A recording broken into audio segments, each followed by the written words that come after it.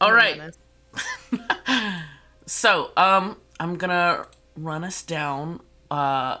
Just some basic things first. Uh, so each of you have been through various means invited to Esmond's settlement that he is trying to start. Alice, you were hand delivered your invitation by a very excited Powell. Uh, Ooh, I thought it was gonna be like a butler. no, Thank you, sir, for the he letter. he was allowed to come to you with a chaperone, but we'll get to that in a moment. Mhm. Tori, you were delivered yours through. Listen, I was like, oh, everyone got their invitations through letters, and then I realized I was like, wait, the whole thing is that like the world is destroyed. So listen, magic pigeons that deliver letters are now a thing. Yeah! Yes! Oh Let's my go! god, I love We're that! in- Pigeon, pigeon, So if you want to pigeon. send letters to people, you can just be like, I get a magic pigeon. It's gonna be a thing. I love that though. And Vilran, you were personally, well, you initially received a letter, but then you were personally sent on a little errand. Pick me up, juice. On the way, bitch.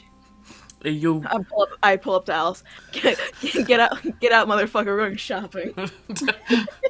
truly. But we're actually gonna start. Just to remind you all, this is gonna be like a little bit of RP, tiny bit of combat. You guys meeting each other just to get us all in the vibe. But we're actually gonna start with Allison Powell. I'm sorry. It's okay, I just finished my eggs Benny. Oh, perfect timing.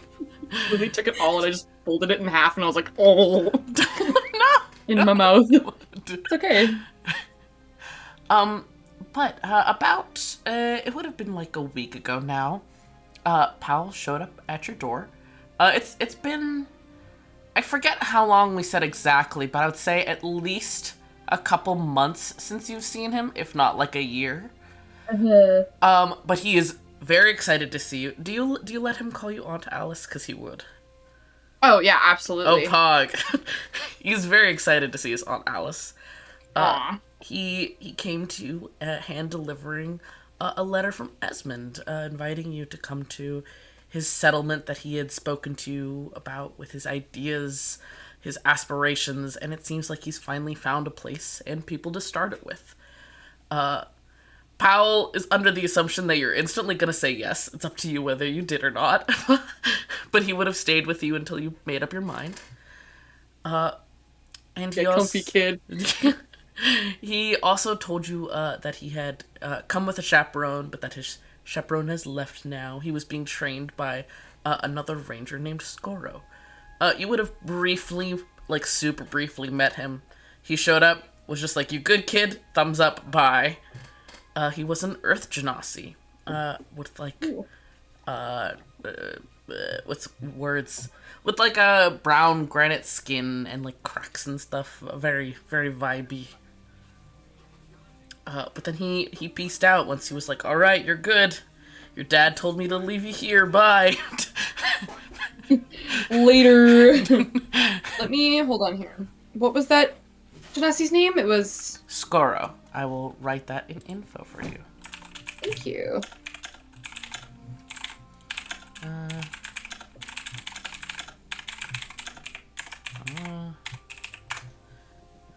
Yeah. Or here, I'll add in his last name too, because he probably would have said that. Skoro Atsa. I love ye. Cups gently. But you just said I love you. I was like, I love you too. Oh, I love you Where am I too. looking? I was like, where am I looking? In info. Fuck, info. Okay, Yeah. I'll get used to this. I'm gonna have like a little check. I'll be like, you need to find a picture of a character. Go here. Okay, there we go. Thank Ye- you very much. No problem. I'm taking notes now. Oh, so. Ooh. You're like, finally. No, you don't have to. I love Alice. I love Alice too. She's so smart. Hence She- the notes. So So doesn't take notes because she's dumb. So I don't take notes. Fair. I remember the notes you took for Juniper, and I'm like, oh, that was so cool. Oh yeah, I'll have some for Alice. Like straight up, except it's gonna be really fucking stupid. You're so valid. But how long do you think Alice sits on this decision?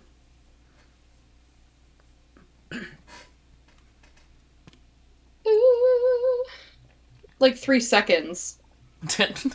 Like she would see Powell and then like close the door. And then immediately like open the door and have like a fucking like one of those like flower like necklaces, like if you were to go to like Hawaii. Mm-hmm. Wait, Megan. And like suitcase. Megan. Huh? Alice can see? No? How ableist of you. You just said she sees Powell. Okay. Alright, sorry. She knows Powell's there because Powell has made themselves present. Closes the door, opens it. And has a suitcase. Hell yeah. Ready to fucking go. I assume you say, like, bye to people before you leave. Or just, I mean, if you want, you could just disappear. Fun little No, mystery. I would definitely say goodbye. I'd be like, hey, I gotta go. I'm going on an adventure. Hell yeah. Do you think Alice, like, leaves her home intact and stuff, just in case? Or is she like, full send, this is being sold, goodbye? You know what? She would offer it to somebody. She would offer her house, because she'd be like, hey, I'm leaving. I don't know when I'm going to come back, but, like, whoever wants it, like, as long as I can trust you, I'm keeping it, like, in one piece, like, full send, rent-free. I'll say that maybe one of the miners that you've worked with before is getting married soon. And it's like, oh, home together. It's very sweet. Yeah. Sorry, everything's a little high up, but they'll make it happen. they'll figure it out. We do a reno here or there. Just keep the ceilings high. Just a portable stool. All right. Yeah, she wouldn't linger too long. She'd obviously say goodbye and she'd be upset, obviously, but it'd be like, fuck it, like this is what I've been waiting for, so. Soft. Hi. All right. Pal sends a magic pigeon back to Esmond just to let him know the time frame, and you guys set off. It's not a horribly long travel. Pal tells you that you were the closest person already to the settlement, which is why he was allowed to go get you. I'm so sorry. My brother keeps calling me right now, and I'm like nervous. It's an emergency. If you So hold tight. Yeah. How does everybody think the adventure is going? Adventure? Adventure? Adventure? I would go to you, Chloe, just in case, but I don't know how long Meg will take, so I don't want to, like... Probably not long. Yeah, I don't want to start you. Great. Love the adventure. It'll be fine, guys. I don't think you understand how excited I am to see Ames again. God damn. I love Ames. I love that. I don't think you understand how excited I am to be playing D&D. Yeah. We played a one shot, but we played like it wasn't like a proper campaign, and I'm just like, we didn't even finish the one shot. We fucking sat down, we fucked around, and I had my interview, and then we were doing the planning phase because it was like a heist. We were doing the planning phase for like a solid hour almost. Yeah, probably. And then we just got through the door, and then we had to leave. Oh no. So we didn't even get to do anything with our We got through characters. the door. We did a little bit. I tied someone up. We had some fun, funny hee-hees, but Funny. we were so nervous to start. Very fair. Oh my god, Oliver, you would have loved this fucking ice cream earlier. It was like chocolate on chocolate. Hell yeah. Thank you. No, I I'm so love sorry. chocolate. No, you're fine. He's okay. That's good. You always want to... If someone's calling repeatedly, that's usually like, oh, is it emergency? So, Yeah, good to that's check. what you'd hope. But then he told me, he's like, did you see the photo I sent you? And it was literally just him dressed as a dad for Halloween. And he was like, is it funny? And I'm like, dude, you've called me 3 times. I thought you were getting, like, posted. Like, I thought they were drafting you somewhere. Like, Oh, no. like, oh my god, you dumb idiot. Like, He was very excited. yeah, he loves it, so. All right. Anyways, again, so sorry. No, you're fine. But you were the closest, so Pal was allowed to come and get you. Baby's Nice. first outing. Yep. But you guys have been traveling for a few days now. You're about apparently a day out from where you're going to be meeting with some other people. You're going to be Right. meeting them in the town of Hildegrant. Hildegrant? Hildegrant. Hildegrant. Yeah. Hildegrant. Supposedly a European name, according to Town Name Generator. Oh. Supposedly. Supposedly. Okay, and we're meeting there? Yeah, you're, according to what Powell was told, you're meeting with some other people there who are traveling to the settlement. One of whom is gonna, like, guide you directly to the settlement. Dope. Yeah. And Powell, like, excitedly has told you, like, how he's met some of the people in Hildegrant because they passed through there, and how his dad has made, like, a deal with one of the bartenders to, like, ship in food while the farms are being built, all sorts of stuff. He's very excited. Hope. If, Love that Oh, they're go ahead. stoked. Yeah. If he, like, sees that you're listening, Powell is talking a mile a minute at all times. Yeah, I mean, I'll give him the time of day for a bit. For a bit. Very fair. And then I'll just keep nodding my head, like I'm listening, but I'm actually, like, zoning out. I'm just walking, like, I'm just like, Very fair, very Oh, fair. really? Cool. Can you win kids? Truly. But at one point, to bring us into the RP, you guys are traveling through a forest right now, like right along the edge of a forest next to a large field. And Powell is, ahead of you by about like 10 steps, keeps coming back to you to talk, and then hurrying ahead to look at this and that. But at one point, he turns back to you and says, Auntie, so I know you said that you were gonna, like, come, and you, like, you like, gave your house away, which, that was cool. I've never had a house before. Anyways, so, like, are you gonna stay forever, or, I've never had a house before, so I don't know how it works. Are you talking about me staying forever or the house? You staying forever. Me. I don't live for forever. So no. Right. But I'll stay as long as I can. Okay. And I'll give 2 thumbs up. Gives 2 thumbs up back. Yeah. I don't know. Will you stay forever? I want to stay forever, but Fair. but Dad and I always seem to move whenever things, get a little bit weird. And do you think things will get weird here? I mean, if we're lucky. I think that'd be nice. The good Adds a kind bit of weird. excitement. Yeah. Now, you do know that home isn't just a place stuck in the ground, right? I mean, it's like a house, right? But is a house a home? House home. Home. Because there's a difference. And I'll quiz you on it later. Oh, okay. Mm-hmm. So, a house can be a home, but a home doesn't have to be a house. Yes. Okay.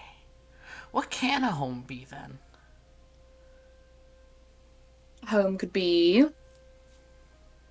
your dad and me, or just your dad, or maybe not your dad. Maybe I'm the favorite, and then maybe just me. Or because I am kind of cool. I don't know. No, you're definitely cooler than Dad. See, that's what I thought. That's what I thought. I kind of figured because he's kind of he's stinky. Anyways, it could be just people, or you could have a place that could be home. You know, your favorite tree. Do you have a favorite tree? I've definitely found some pretty cool trees. I have a favorite type of tree. Ooh, what's your favorite type of tree? Willows. Ooh, why? Well, because they have all the drapey bits, and I can hide inside of those, and it's just very fun. Ooh. I don't know if those are the same trees that like spit. Do you been under one of those? It might be the. I think it is the willow because I think they call it like a weeping I willow think sometimes, yeah. and they like spit on you. Oliver So, doesn't know, but Pal that would definitely know. I think Megan knows. I don't know. I remember being under trees as a kid, and it was like the weeping willows, and it felt like water was always going on you. It was gross. You like getting spit on, kid? I can hear Chloe laughing in the other room. He talks to you a little bit more about exciting trees and asks you more questions about home, such as, can a shirt be home? And just A shirt? Yeah, fuck yeah. I'm wearing one right now. This is home. Ayo. My comfort home. After a little bit of walking, you hear like some kind of rustle up ahead, and Powell like freezes, like ears perked. And then you see a small herd of deer, kind of spooked by your talking, hurry off into the field.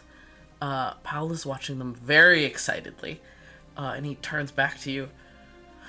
Auntie Alice, would it be okay if I just go look? I just kind of want to go look at the deer. I haven't been really allowed to get close to any before, and I just kind of want to go see. Can I go see? This is a very big decision I must make that might have consequences later. I promise I'll be right back. There was a baby. I know there was a baby. I'll go with you. We'll do it together. Auntie Alice, are you good at sneaking? Yes. Are you as Of course good I am. as the ranger at sneaking? Yes. I have a plush too. I'm really sneaky, don't worry about it. Alright. Then we can sneak after the deer. They went this way. Okay. You can go ahead and roll me a stealth check as you guys start to creep through the tall grass. Oh, fuck. Oh, my... Okay, 13. Okay. That's not bad. It's not bad. Let me see.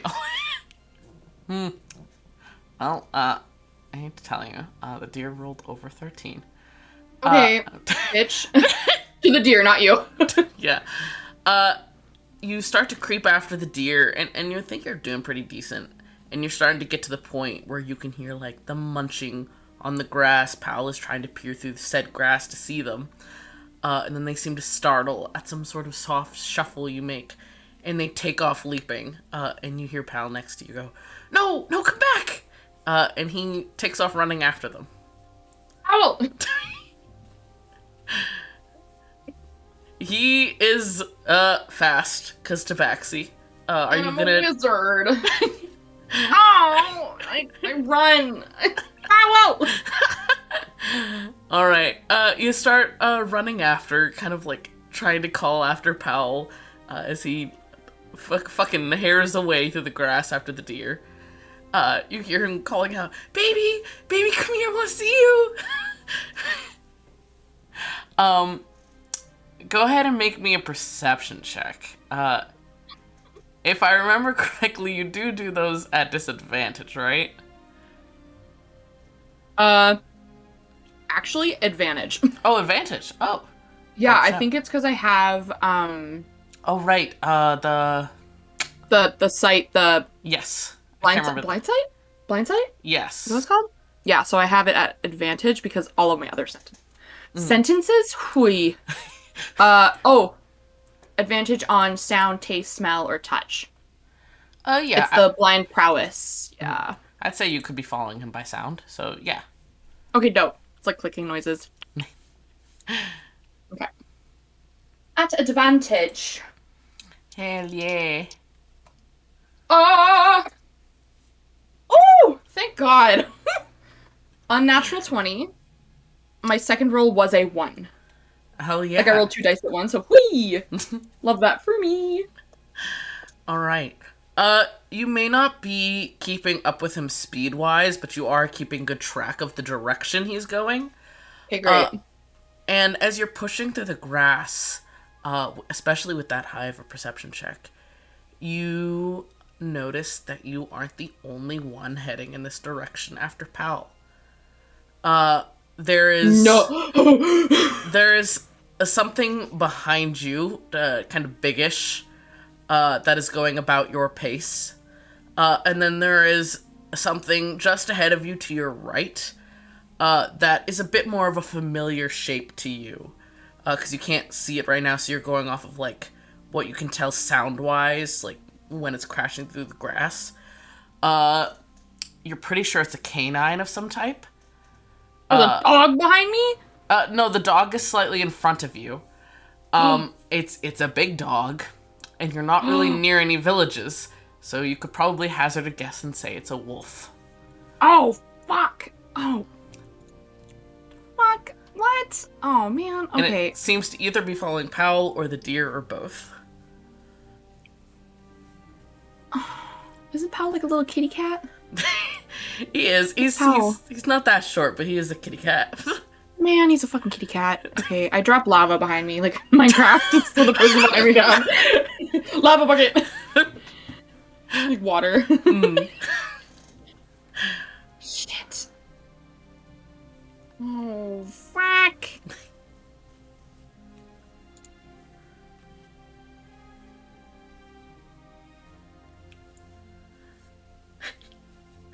Is there anything you would like to do, or just keep trying to follow Get my Powell? pants! Oh my god. I've got nothing that makes me faster either. I can't, like... Okay. Do I have any idea what could be behind me? Like, judging by, like, the sound, like, the weight of the step, like, do I know it's a beast of some sort, or can it be humanoid? You think humanoid, though very broad. Oh, it's a really big man. I turn around and open my arms. You turn around and Come open here, your arms. big boy.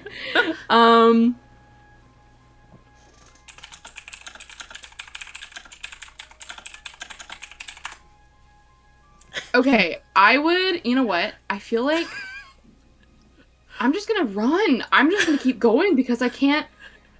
Oh, yeah, there's a fear and your son is involved. Oh. Okay. Okay. Do you say anything to Powell, maybe? Yeah, I'm gonna run my little skinny ass forward as fast as I can. And I'm literally gonna tell this fucking kid to get back here. I'm gonna use like, get back here right now! Like, mean. Like, danger. Like, okay, I feel like Powell and I would have some sort of, like, code. Mm-hmm. Like, ham and cheese sandwich! Like, get here! Like, it's an emergency! Like, Hell you know, we yeah. have, like, those codes, like, if it's, like, a family friend and they're, like, here to pick you up. Yeah. It's like, you have to say the password. It'd be something like that. Like, she would just be running and, like, yelling. Like, fucking, dog water! Dog water! Like, straight up, like, something. Alright, you hear him pause, and he kind of tries to, like, peek over the grass to see where you are.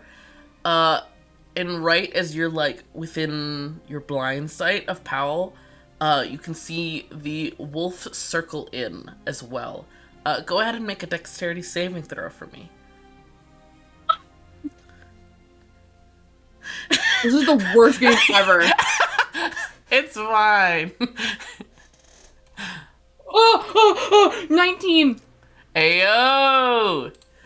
Alright, you... Not my boots. You're not making a dexterity saving throw for you. You're making a dexterity saving throw to lunge forward and grab the back of Powell's shirt and just yank him back. Yeah. I'm putting this thing on my back like a fucking backpack. Hold on tight, spider monkey.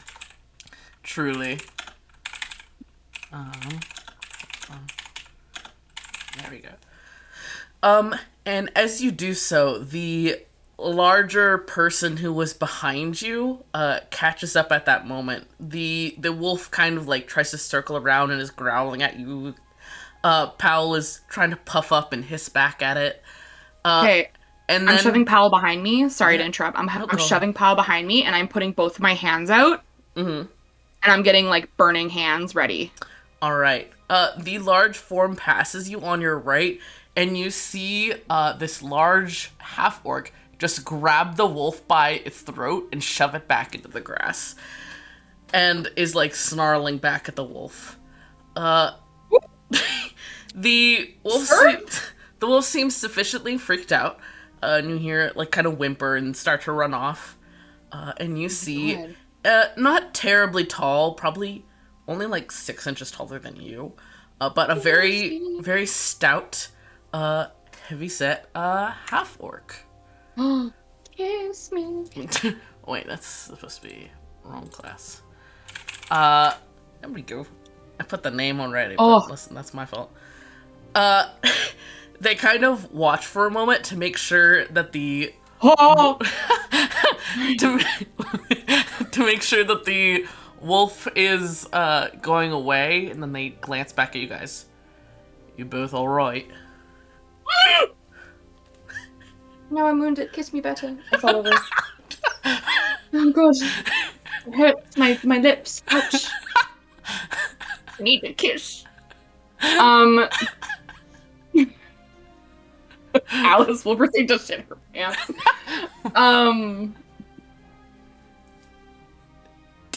She's a whew.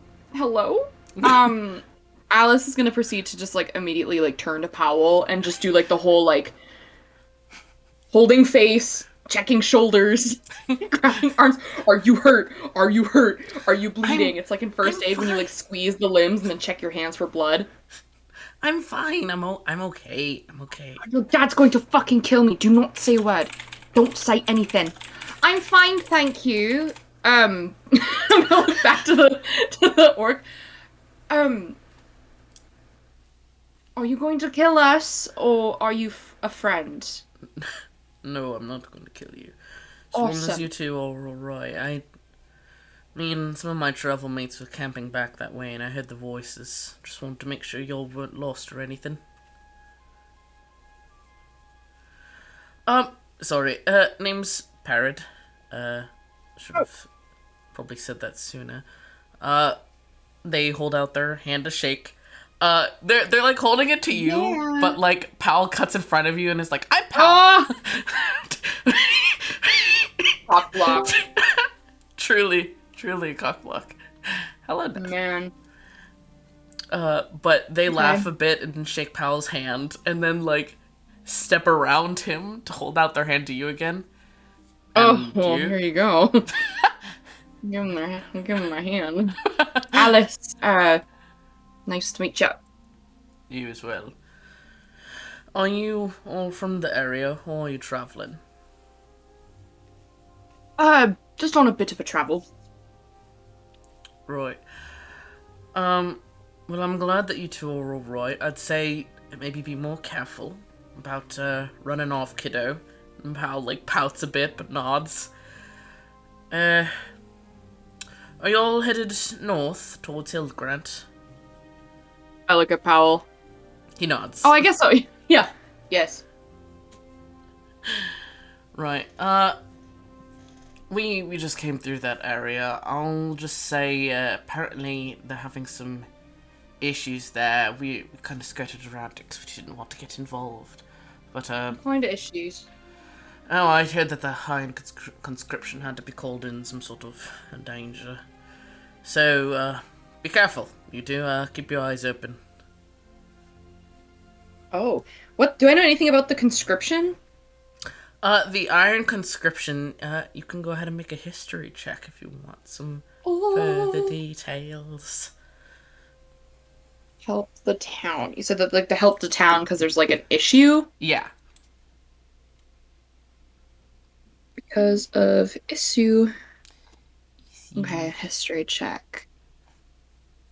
Oh my god, she's so smart. You love to see it. Bro, oh my god. I'm crying. What? It's 24. Hell yeah. Oh my god. So you've had some personal experiences with the Iron conscription.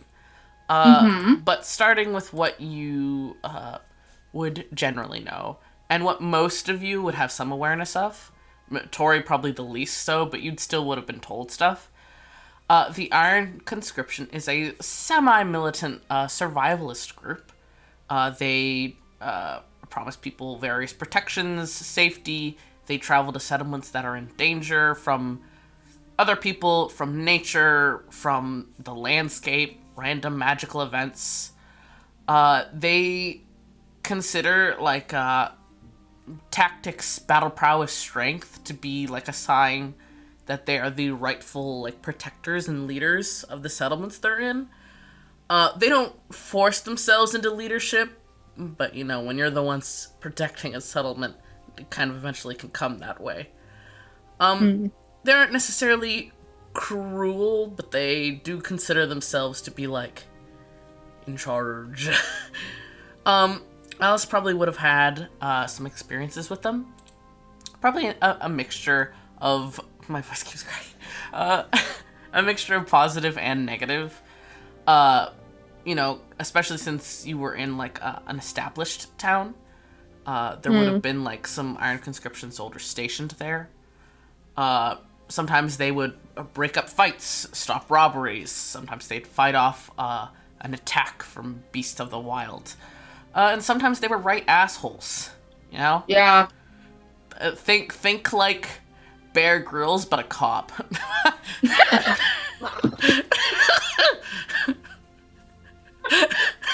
I'm Bear Grylls. You're under arrest.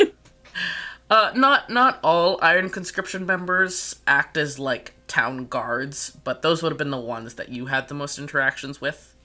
Yuck, I hate cops. Okay. You know there's other kinds of the Iron conscription, but those are the ones that you've experienced. Okay. But so if this town has soldiers that just came to it, probably means that yeah, there's some danger and they called for backup. Uh-oh. Some protection. You're saying go around it, yeah? I mean, either go around it or stay there as short as possible, honestly. Fair enough. Pal speaks up. Well, we do have to go there to like meet with the others, and I don't really have a way to tell them that we're going somewhere else. But maybe we could just like camp outside the village and just go in at the time we're supposed to meet them.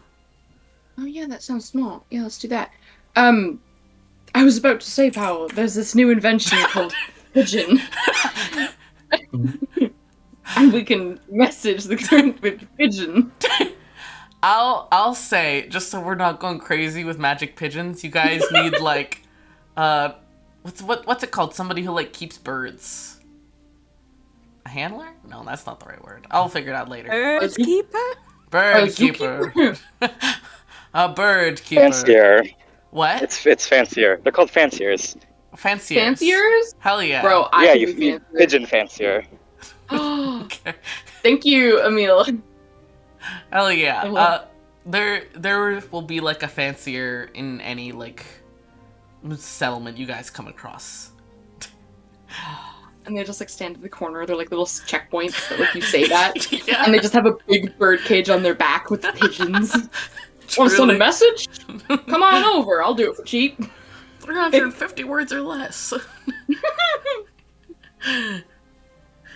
With for a silver, you can send a tweet. No.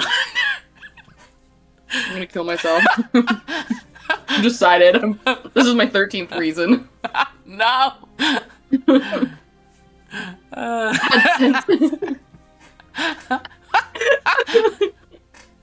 Oh my god, I can't believe Twitter's real.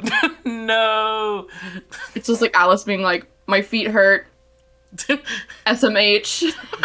Puts it on a fucking bird and sends it to the skies. Put your dogs on leashes.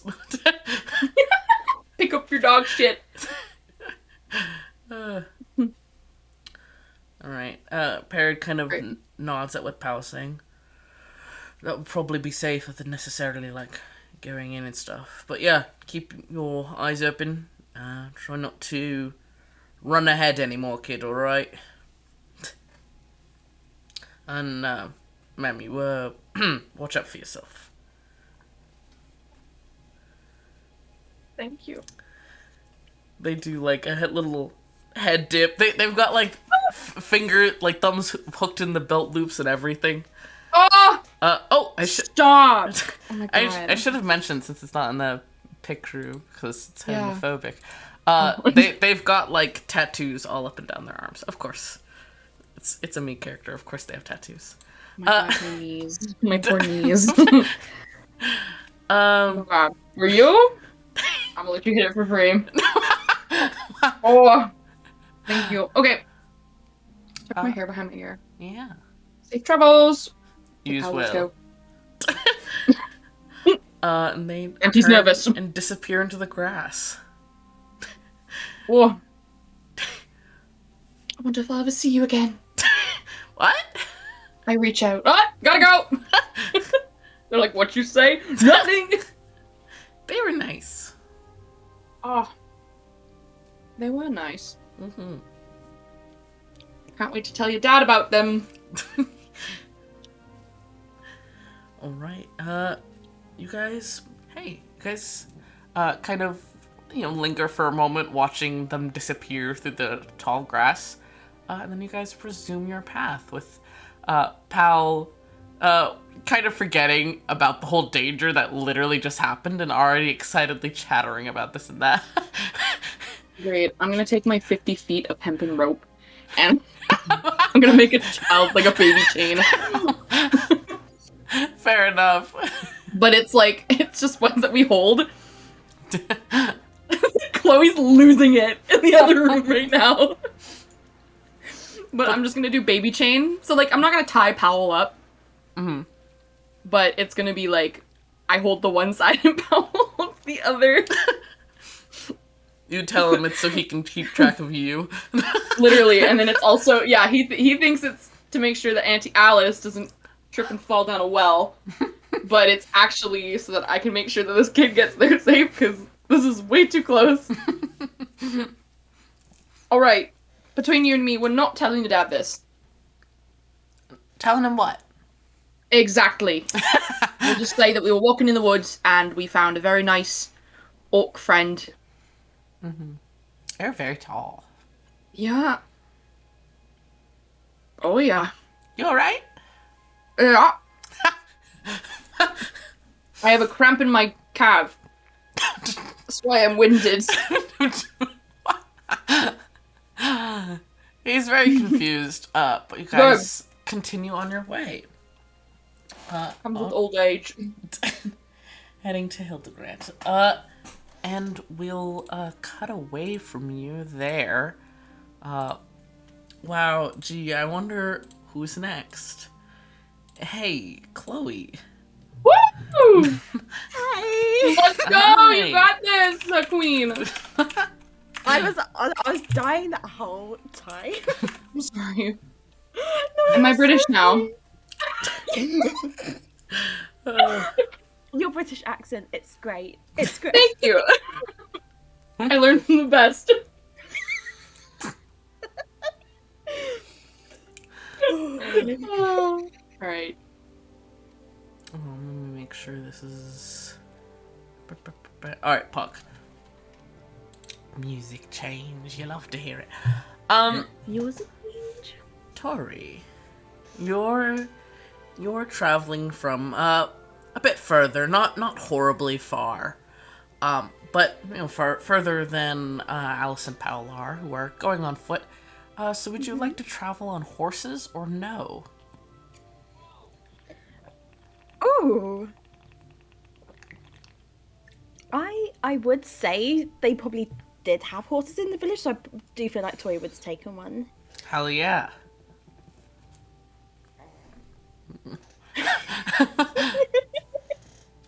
Ireland's also got a bit of cash. They'll treat their cousin. Ooh. Mm-hmm. Tee-hee. All right. My beloved. Ireland, my beloved. My beloved, my cousin. Cousin. Cousin. I told you that Erland was Tori's contact NPC.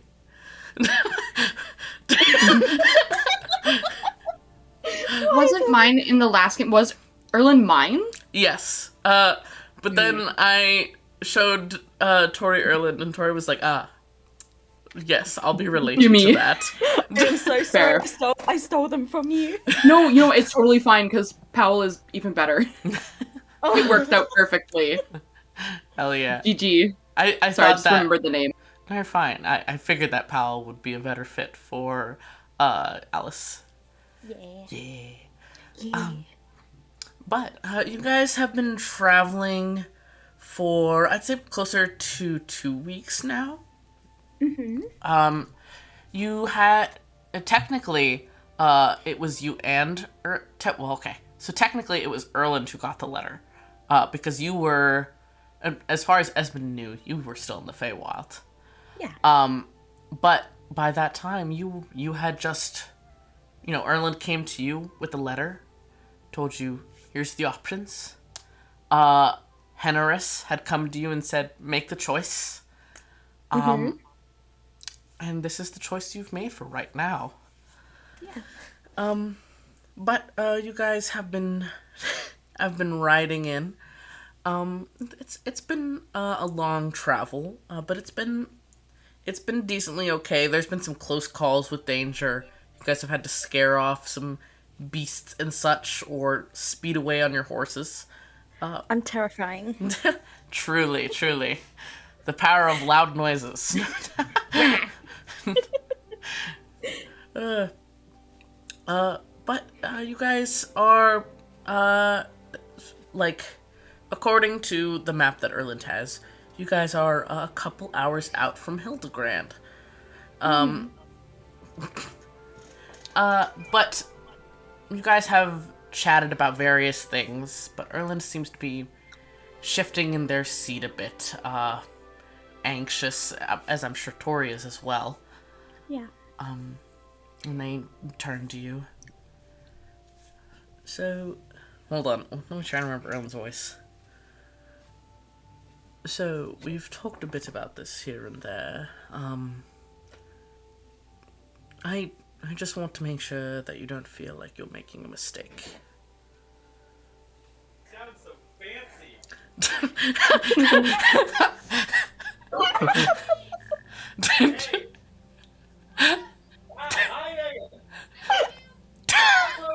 Distant yelling. It's so good.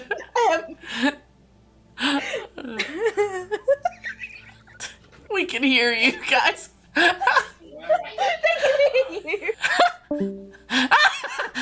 We can hear them through your mic, not his mic. Through this mic, we can hear you.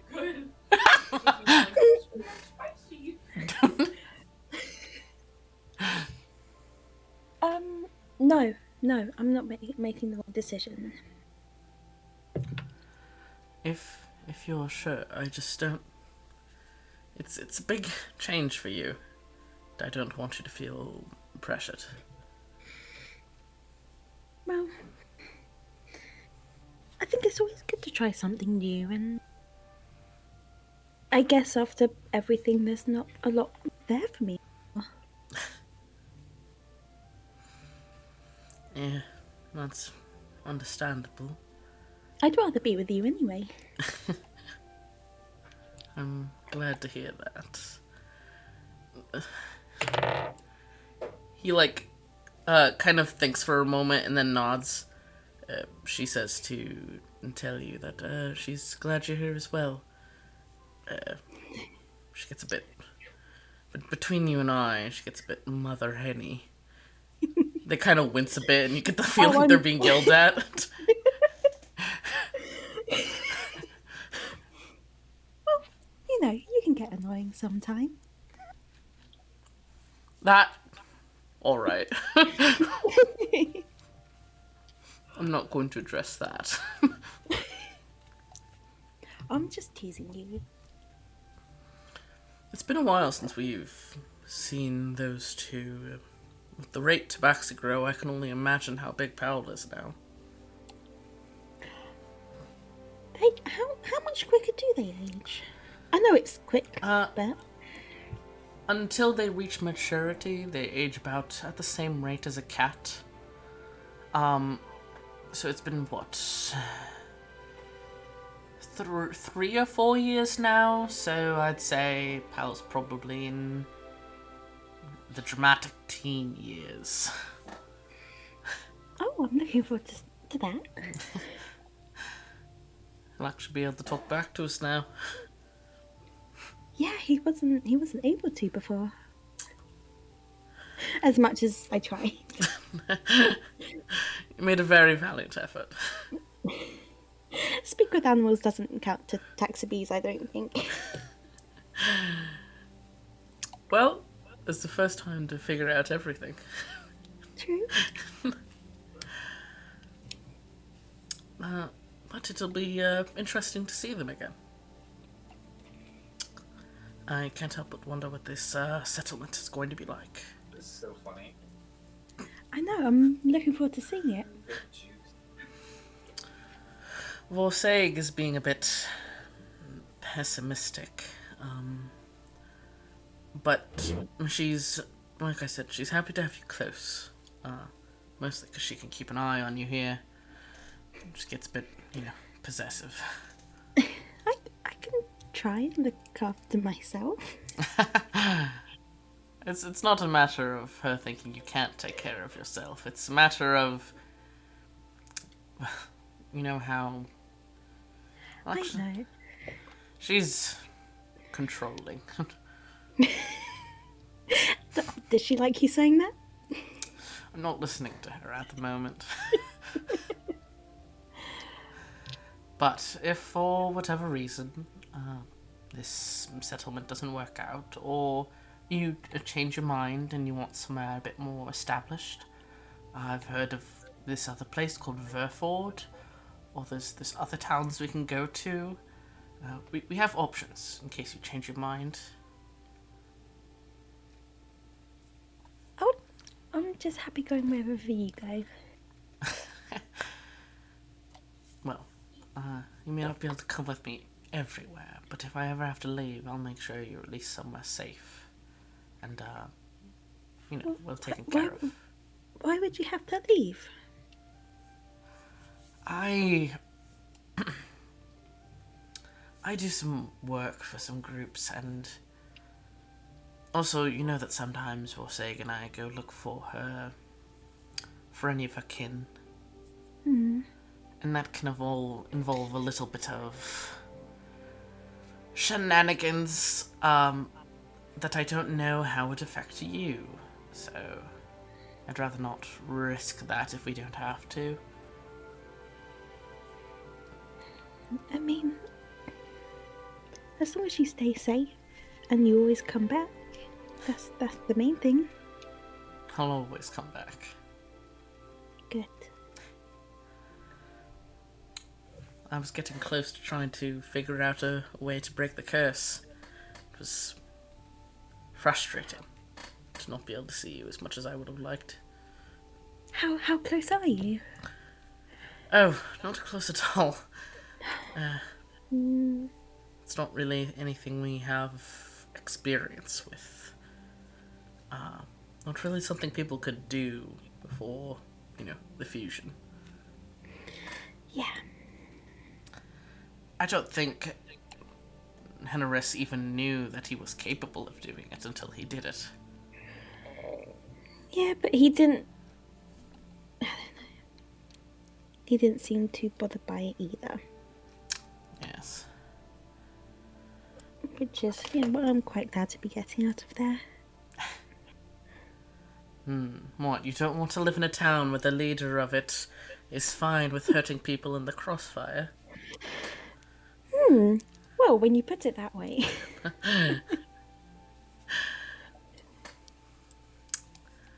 If anything, in retrospect, I'm glad for the opportunity to get to explore what our world became. There's been ups and downs, but it's been interesting, and I'm excited for you to see some of the things that the world has to offer. Yeah, it'll be exciting. It's been quite exciting getting out of the Feywild for at least a while. Not that I really quite want to go back, at least not there. Would you go back if there was maybe a different place to go? Let's just see what we find. Alright. Good to keep our options open. You never know what will happen. But you guys ride for a little bit longer, talking about this and that, until a path starts to become clear as you guys enter the vague outskirts of Hildegrand. Go ahead and make me a perception check. Oh, yay. Perception. 22. 22, very nice. Hee. You... I don't know how intensely familiar you are with this smell, but it is a very clear smell. So once you pick up on it, you right away, you haven't been in a ton of towns, just really the ones that were close to the passageway. So, you're not really sure how much of this one town would produce, but you're smelling an awful lot of smoke right now. And you start to, maybe perk up, try to figure out what happened. And then through the trees, a clearing becomes apparent. And you see a series of buildings, maybe 20 to 30 buildings. The outskirts of which, like, the ones all along the outer edge, are either burnt down or severely damaged by fire.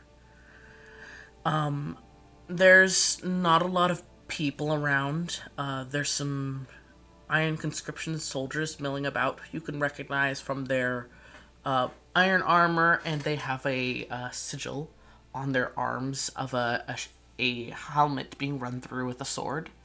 And they seem to be like kind of picking over the wreckage, looking for survivors. You see what's maybe some villagers loading up into a wagon, loading belongings and such.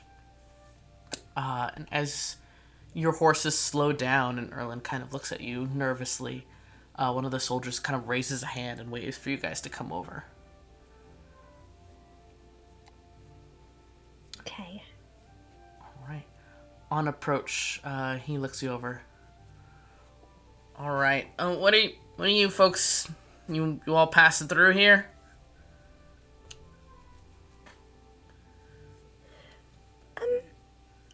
Hi. Yeah. We're just passing through. Just don't mind us. Right. Well, I would suggest you move along as soon as possible. Um, so there was this like thing that opened up in the sky, and it's been creating these fire monsters that have been attacking the town. So honestly, we're here to help the villagers move either until the crack can be sealed or, permanently to a safe place. So I'd really suggest you guys try and move along as quickly as you can. There's fire monsters? Yeah, just kind of one of those freak events that happens. Like, apparently just like in the middle of the night last night, this crack opened in the sky, and it started like raining fire and like these little monster things. We have our mage looking into it right now, but yeah, thankfully not a lot of deaths, but as you can see, a lot of physical destruction. Do you need some help loading some belongings anywhere? Oh, we should be good. I have my men on it right now. Most of the villagers have already cleared out. We're really just trying to convince, the barkeep to abandon his stuff. We don't have enough room to take all of his, product and such. And he's a bit unhappy to be leaving. At that, Erland speaks up. Well, we're really just looking to meet someone here, and it's supposed to be today, so Toure, we could probably just find the people we're here to see and move along as quickly as possible. If this has already happened, there's not much, sadly, we can do about it. I mean, they said they definitely don't need help, so maybe it would be a good idea to find the others that we need to. All right. Thank you, soldier, for letting us know. Yeah, what was your name? Sorry. Samuel.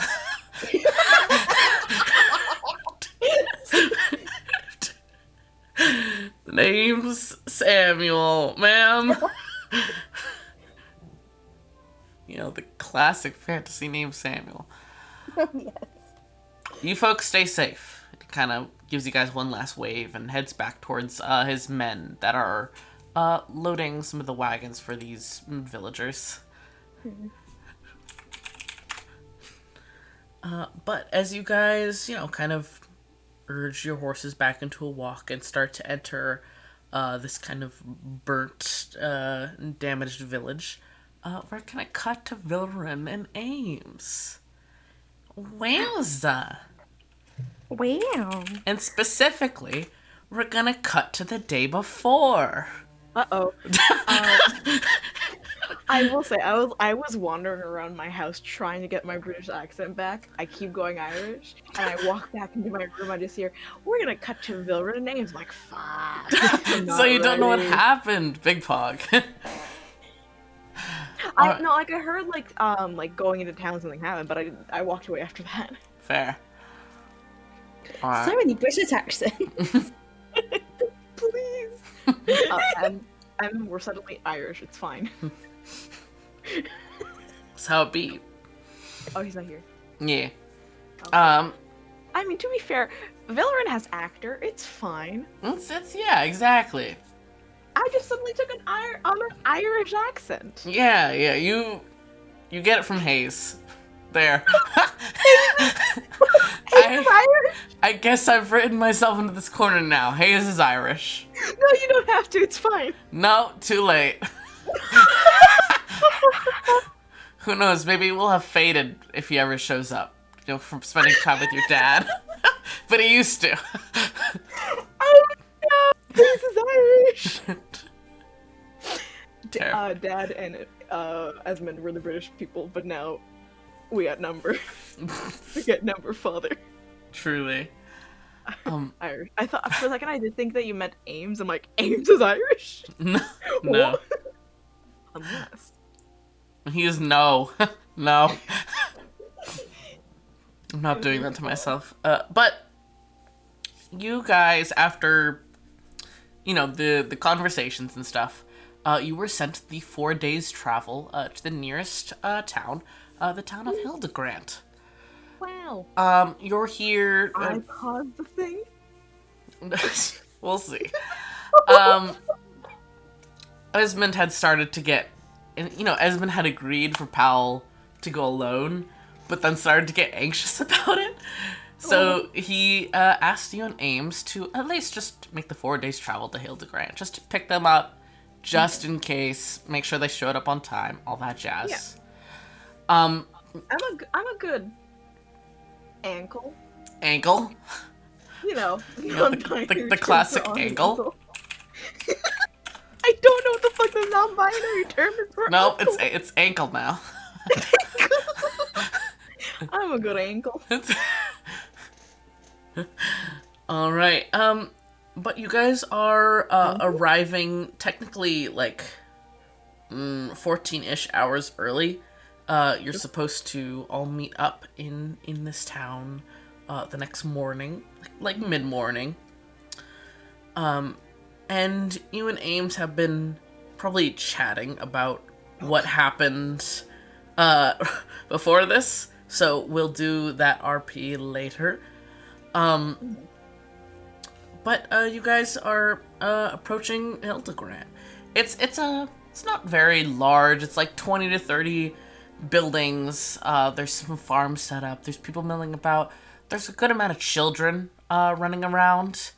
It's very idyllic, the sun coming through the branches, birds chirping, sheep bleating, and Ames kind of leans over and nudges your arm with his elbow. Ooh. Do you think this is what it's gonna be like? Your brother's place? All, like, pretty and shit? Vilran, like looks around, admiring the view. Probably visually, but not as quiet. No, not as quiet at all. Well, not with you around, of course. Exactly. That's what I was thinking. Listen, that's what we're there for. We're there to make it, lively, fun. Yes, we are coming in with entertainment. Exactly. Your brother seems a bit stuffy, in all honesty. Older brother syndrome. Yeah, that. Also, I feel like bards are just always a little bit full of it, Yeah.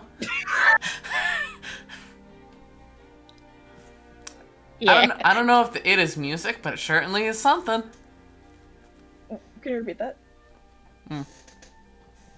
He said, I don't know if the it is music, but it sure is something.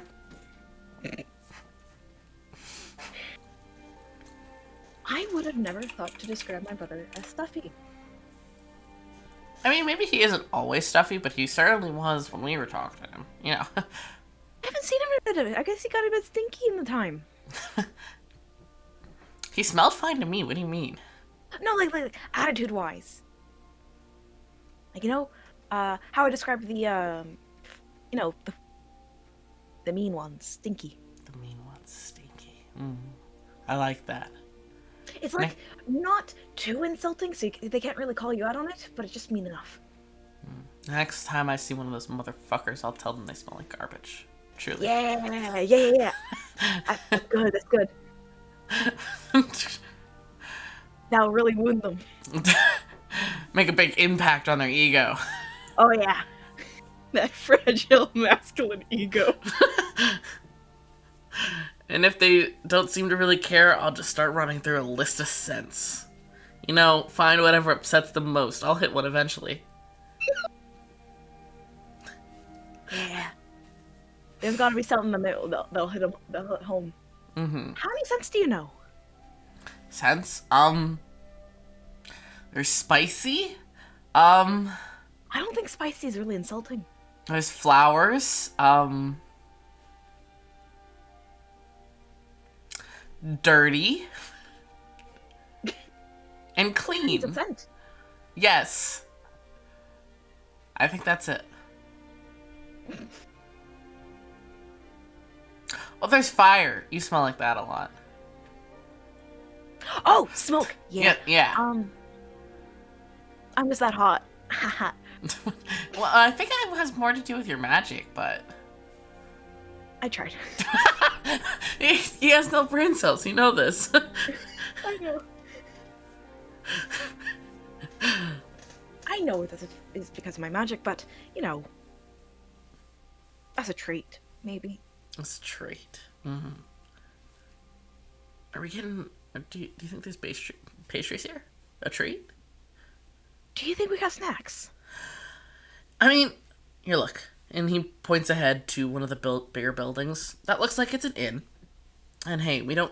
You know, apparently we're meeting up with them in the morning, right? We go in there. We get some treats. And we're ready to go, you know?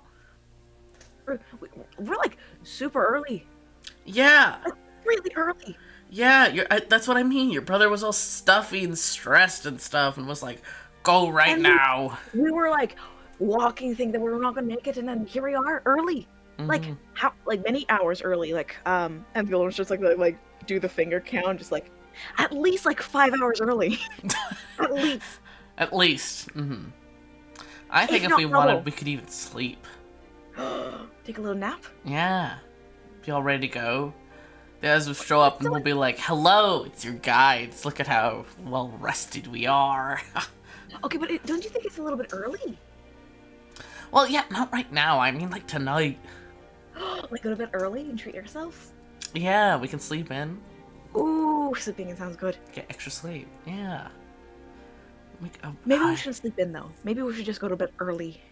And that'll kind of sleep in. Well, see, is it sleeping in if we're going to bed early and we wake up at the same time we normally would? I feel like that counts as sleeping in. That's what I was thinking. Because you're getting more sleep. Yeah, we'll like press snooze on the birds. No! The magic pigeons are just iPhones.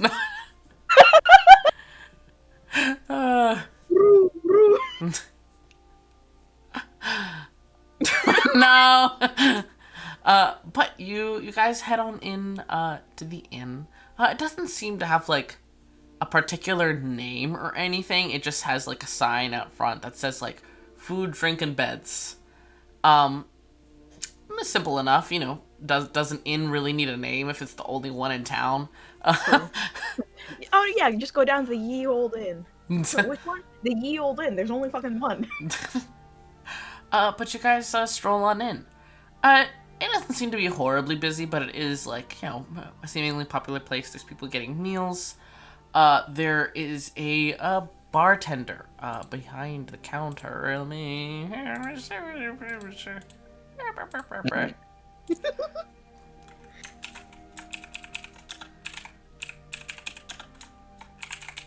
Okay, here we go. And he looks up as you guys enter and kind of shouts out, "Hi, welcome. What can I get you guys to drink? Eat?" He's a fancy-ish looking guy. Gray skin, has very tall horns that are like pure white. And long hair. Boy. And a ring on his finger. Ooh. Ooh. No.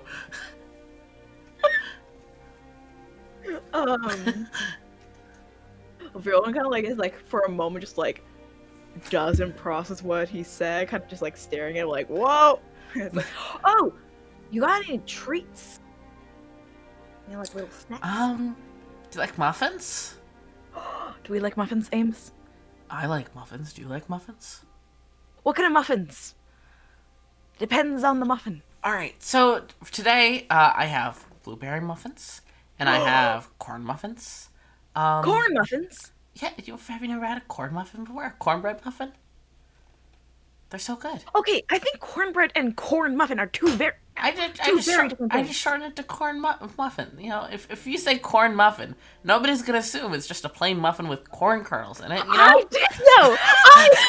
It was a muffin with corn. You obviously haven't seen a lot of muffins before. DM, what's my history with muffins? Roll a history check for muffins. Oh shit! Where's my dice? Son of a bitch! Found him. Oh god. Oh god.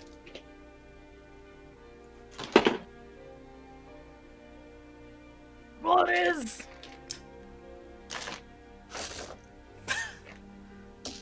I forgot dice. We don't need to talk about it.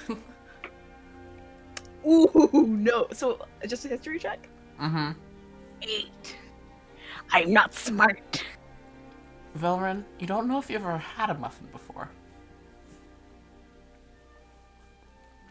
I don't think I've had a muffin before. Well, here, we'll change that. You can have one on a house, and if you want another, then you pay, you know? Good business practices. What kind do you want? Do you want a corn muffin?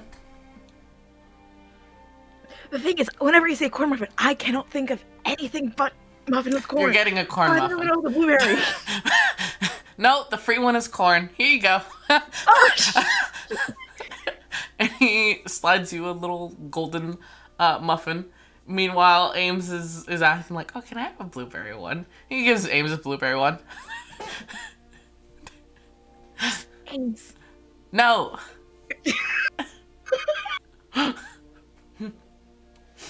He sees you still looking at the muffin and just puts it in full send. This is betrayal. This is the betrayal of the biggest, of the highest sort. He's a goat. Of course he's gonna eat that whole motherfucking thing. I know, but it's like, we gotta split half and half. No.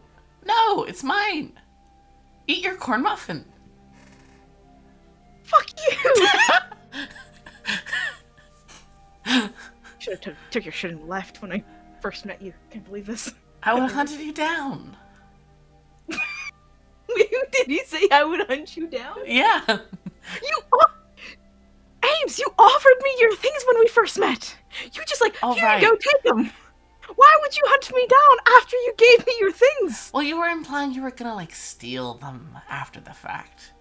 If you stole from me, then I'd hunt you down. If you took what I was offering, then that's okay. But if you're gonna be like, That's mean what and I'm I'm referencing, stealing. Ames. I'm referencing that I should just took your stuff and left. It's, Well, why you know, didn't it's you? rhymes.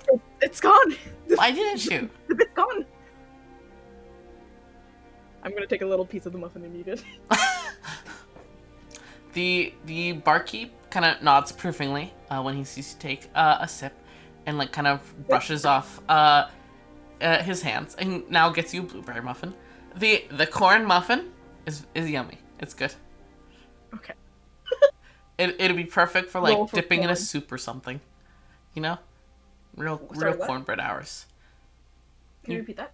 It would be perfect for like dipping in soup or something. You know, real cornbread hours. Vilran just kind of like smacks their like mouth and like, I really want something like to drink, like not drink, but like food drink. How old are you? I'm 20. Okay. Well, here's the menu for you then. And he gives you a menu which just has like the bottom part ripped off, but like enough is left. Menu. No, enough is left of the non-torn art part for you to see that whatever he tore off was a section labeled liquor. What? Are you putting American drinking standards in fucking This guy, at least, yeah. You son of a bitch!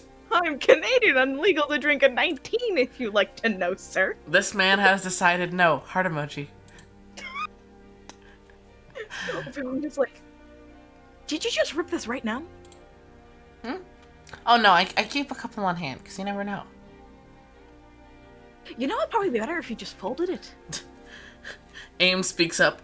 I'm 21. Can I have the big boy menu, please? The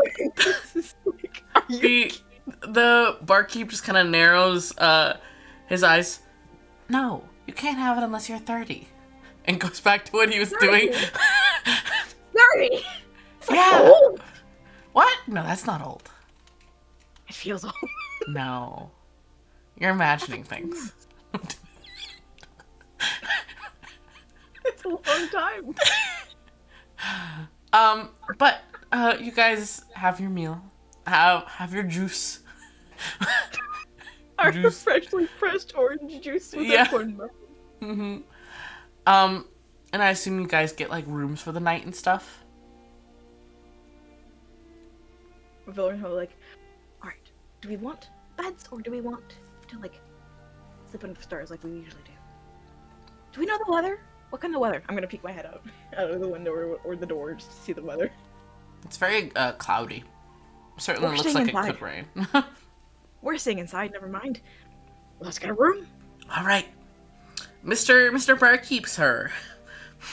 And Barkeep like, kind of narrows his eyes at you guys. I do have a name, you know. You didn't. We should have asked. What's your name? My name is Undertake Atsa. It's so great to meet you guys. What's your names? I'm sorry, fucking what? What is their name? Undertake Atsa. I thought you said Undertale Sam. No, what? No, Undertale Sands. no, it's Undertake. I like his name very much. I agree. It's goth bitch. We love him. See the full name every time. Well, you see, the full name is rather new. It used to just be Undertake, so I'm kind of. And he like puts his hand on like the counter, and you can see again the ring.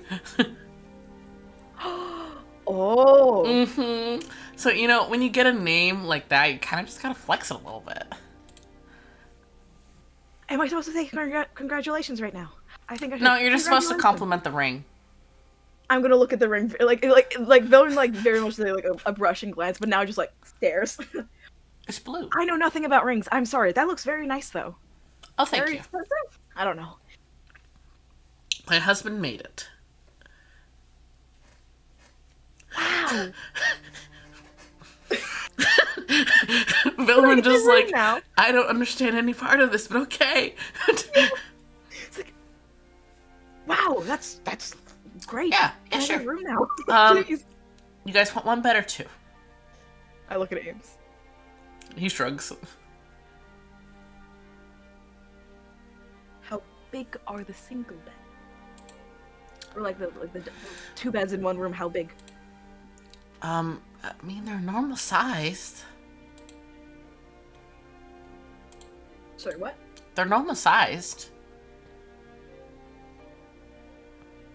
So like one person kind of big? No, they're both like 2-person sized. So we can sprawl. We can do, like, Yes, stuff. yes, you can sprawl. All right. We said that we're treating ourselves, right, Ames? We're splurging a little bit. Ames nods. We'll get the 2 beds.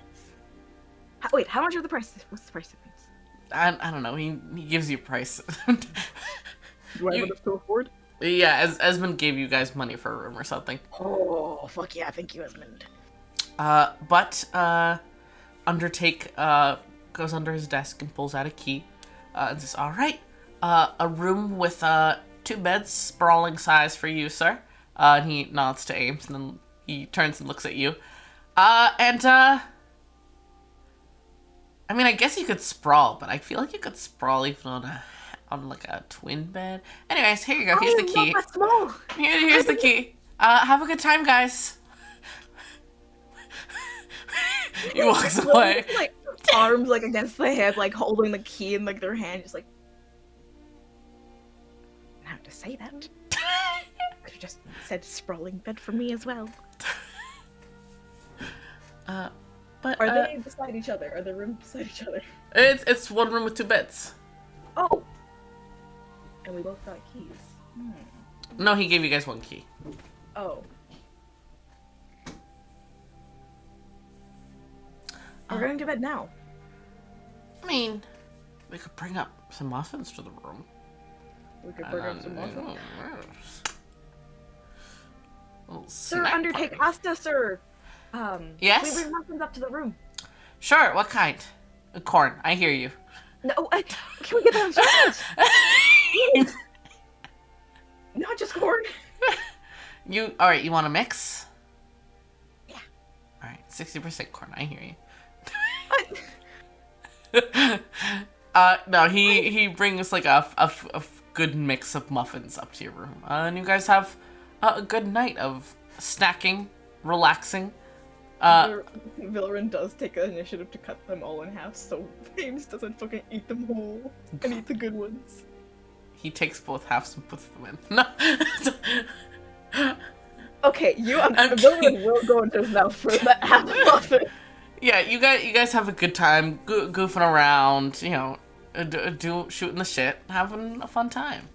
Oh yeah. And you guys eventually lay down for the night.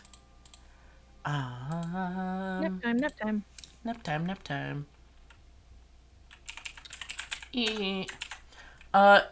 During the night, Vilran, you're asleep. Uh-oh. It's a late night.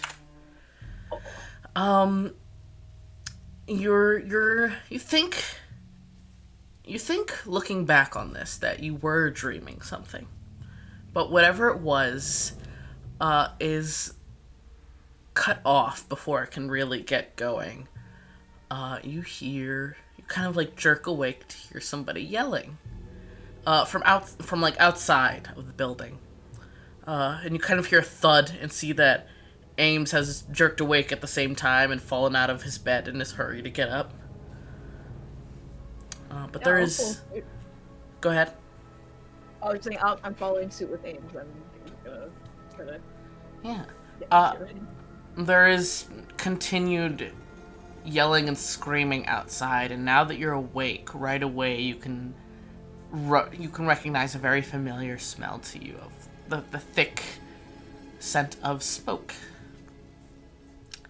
Just kind of like filling the air. It hasn't gotten too thick in here to the point where it's like choking you yet, but you can definitely tell that something is on fire, though you can't hear the fire, so you would assume it's not this building.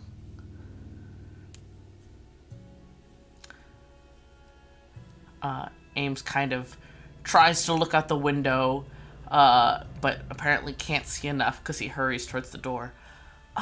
We should probably go see what's going on, right? Well, we're up and ready. We might as well. Maybe we can help. All right. Let's go.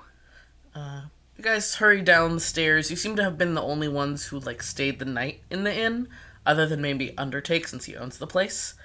Mm-hmm. And you get down the stairs to see Undertake as he bursts into the door. He's got a scarf wrapped over his nose and mouth, probably to try and keep out the smoke. And he is holding 2 kids in his arms and leading in another gaggle of children. And you can hear him saying to them, "All right, kids, just stay in here. Your moms and dads are going to be fighting the fire. And we're just going to stay in here and be nice and safe, okay?" And some of the kids are, looking a bit panicked. Some are, demanding to go back to their parents. And Undertake kind of stops when he sees you guys. "Oh, hey, glad to see you all awake. Okay, the fire, oh gosh, the fire hasn't gotten to here yet. There's some kind of things spreading the fire out there, but I need to go and get Thomas from the other house. Can you watch these guys? Just make sure they stay here and none of those things mess with them, okay?" What things? There's these little, short little monster things that are spreading the fire to all the buildings. Whoa. I look at Ames and he's like, yeah, sure. Go get the kid, let's go. Before the kid gets burnt. Yeah, Undertake hands you the 2 children that are, too small to stand on their own. And then the other 3 kids that are ranging from, 5 to 10, kind of gather around Ames's legs, kind of hold on to the fur. All right. Can I hold these 2 children? Yeah, they're small. Okay. I won't be that mean to you. Roll a strength check to hold the children. But Undertake kind of takes a moment to speak to the children. "All right, guys, you're gonna be very brave for me. You're gonna stay right here with these new friends, all right? I'm sure they'll tell you stories, and maybe you guys can play a game. just stay inside, all right? If anyone sees you outside, you lose the game, so stay inside. Kind of gives The you... room that he was like pushing them into. What? Was there a specific room that he was pushing them into? No, he brought them into, like, the main area from the outside. Oh god, what can I? I'm just gonna like kind of like find a table away from the table and kind of from the away from the front door. Mm-hmm. And like kind of like sit down, kind of like usher everyone around, like to take a seat. So it'll take them a little bit longer to book out, you know. All right, we'll sit down. What do you want to hear a story? Do you want to play a game? I have. I'm going to like do like a little like presentation, kind of like a few like magic sparks. Like, you want to see something fancy? What do you want to do? Go ahead and roll me a persuasion check. Oh, I'm good at those. Thank you. That is a 24. Nice. All right. Nice cock. You spend the next little while kind of trying to tell short, funny stories, showing little flashy magic tricks that don't look too much like fire. Just trying to distract these kids, and eventually they start to, calm down a bit and actually, like, respond to what you're saying. Ames, after a bit, like, kind of gives you a nod and kind of stations himself by the door just to keep an eye out.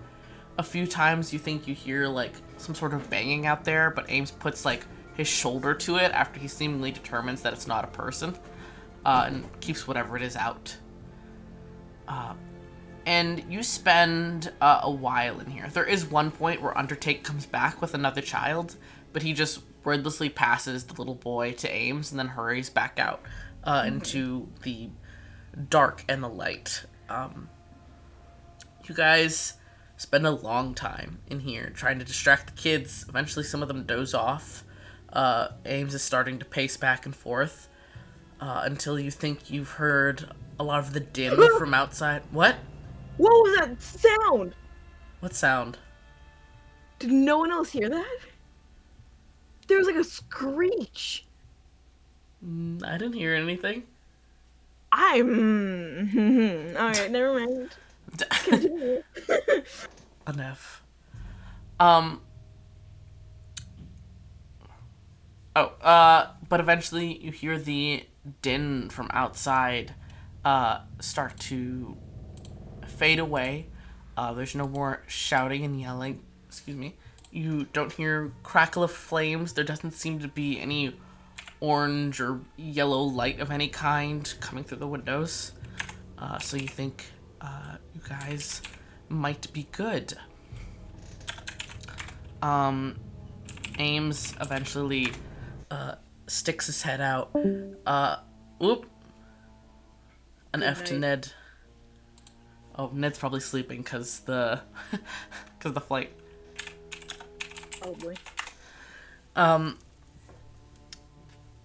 But Ames sticks his head out and brings it back in and kind of glances over it at you.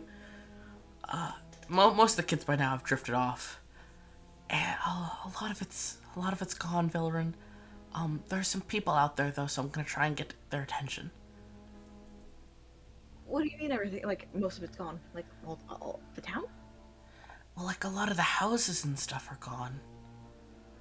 Like, burnt down? Completely? Yeah. It's been, like, only a couple hours. Well, yeah, there was like, things out there. Oh, they're back. Welcome back, Ned. I'm back, Ned. There was, like, Oh, things I out there. didn't exactly get to see them. Well, hold on. And he kind of steps out for a moment, and you hear him calling out. And after a little bit, he steps back in with Undertake on his heels. And there's also some, like, other villagers who, like, hurry to the children. You think probably parents, from the way they're, like, familiar greeting their kids. Some of the kids are excited to see parents. Some of them, like, just start crying all over again, probably out of relief.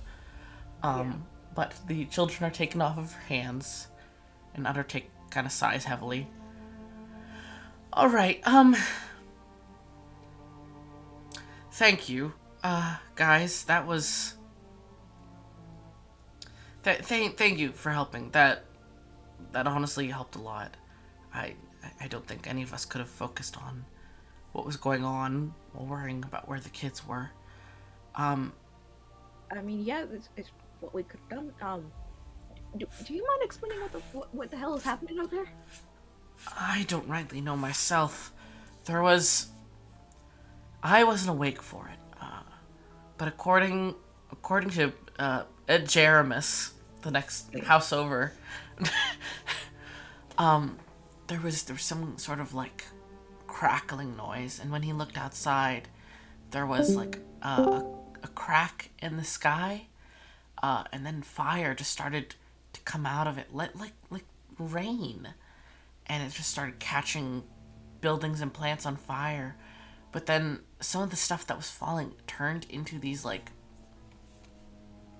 little people, almost like very, very small people. I saw some of them. They were like 1.5 feet tall. They were, apparently they looked like little imps or something, and they were lighting things on fire, and they were like purposely running to buildings and lighting them on fire and just making it all go faster. We fought some of them off. I think we killed the ones that showed up. But the crack stopped raining fire, but it's still there. But we called in some Iron Conscription. They got here not long ago, and we're gonna be evacuating the villagers, at least until we can figure out what's going on. Okay, fair. Thank you I again. was trying so for hard not to helping. make a face. And thank you again for helping. If I don't know what's gonna happen after this, and I assume you guys are gonna be on your way since you mentioned some people. But I swear I'll find you guys again one day, and I'll make sure to make it up to you, repay you. Really, honestly, don't worry about it. It's what. That's a lot for you to do. Don't worry about it. Hey, maybe if we just bump into your and again, maybe just give us a good night to stay. I don't know. Don't worry about it.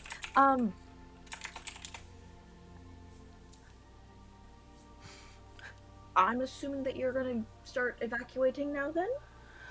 Yeah, we're evacuating. I'm probably not going to, 'cause I have my bar. My husband's supposed to be coming back here. I don't know where my cat is. Oh shit, your cat? Yeah, little white thing named Snowflake. I'll keep an eye out. Thank you. But there were some people who just rode into town, and some others who just walked in. Maybe those are the folks you're looking for. Maybe we'll do a little peek-sees at that. See if it's them, and then we can actually, dip out of here. All right. Good luck. You guys as well. Thank you again. And if we see Snowflake, we'll bring her right back. Thank you. And you guys duck outside. And would you look at that? There's some horses riding into town. And Alice and Powell are emerging from the woods to head towards the burnt remains of Hildegrand. Keep in mind we still have like the toddler Link. Yeah. So fucking funny. And I've met Powell before then, right? Yes, you had briefly met Powell before Powell left to come and get Alice. So you met Powell very recently. And I just see this fucking kid in a fucking kid. this cat 17-year-old on a leash. I'm going to. What do you got there, kid? I found a woman. Wow. Nice camped, kid. They might end of his rope. I hear M in the back. My son? My son. My Have you seen my son? My son. Yay, hi. Uh, Yay. but Pal begins to pick up the pace, kind of pulling on the rope a bit, to run and say hello to Vilran. I do a little wave. I forgot about the cat, I'm sorry. There's a Fair different enough. cat that I care about. Sorry. Oh, The other cat. the other one. Meow. No. But Erland and Tori ride up about that time.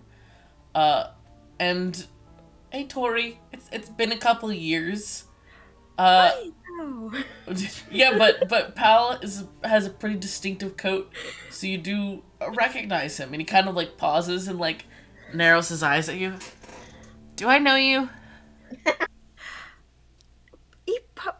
Honestly, no, you probably don't remember me. You were very little when I last saw you. I'm Tori. Oh yeah, you're okay. Yeah.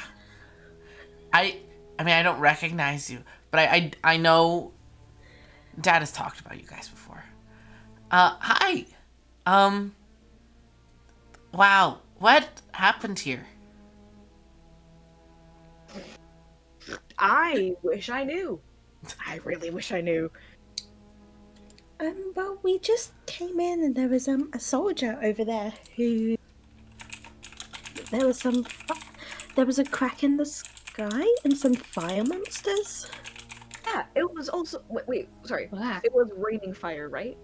Yeah, it was raining fire, and as well as like some monsters appeared as well. Yeah, so what I got because I was stuck inside taking care of some kids, was that it was raining fire out of the crack. Had some Mexican last night. Yeah, it's like, We did. oh my god. Oh, we did. Oh, we did. Oh. Yeah. After getting lost in the woods. Nice.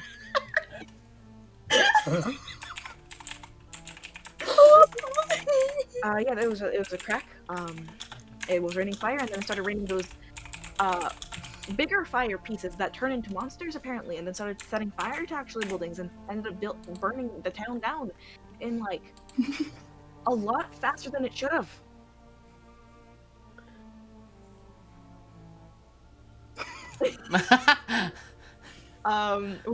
We have decided that Hayes is Irish and Vilran picked it up because they have actor. So, yeah. Jacksepticeye? Jacksepticeye? I have to go. In my D&D game? I'm gonna. No. I couldn't figure out the British accent, so I. Listen, I if there's leaned to the Undertale Irish. Sans, you can be Jacksepticeye. Correct. Wait, Sans is here? No. Sans, my beloved.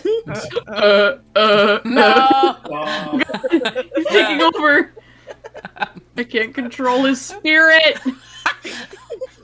Man, It's Halloween.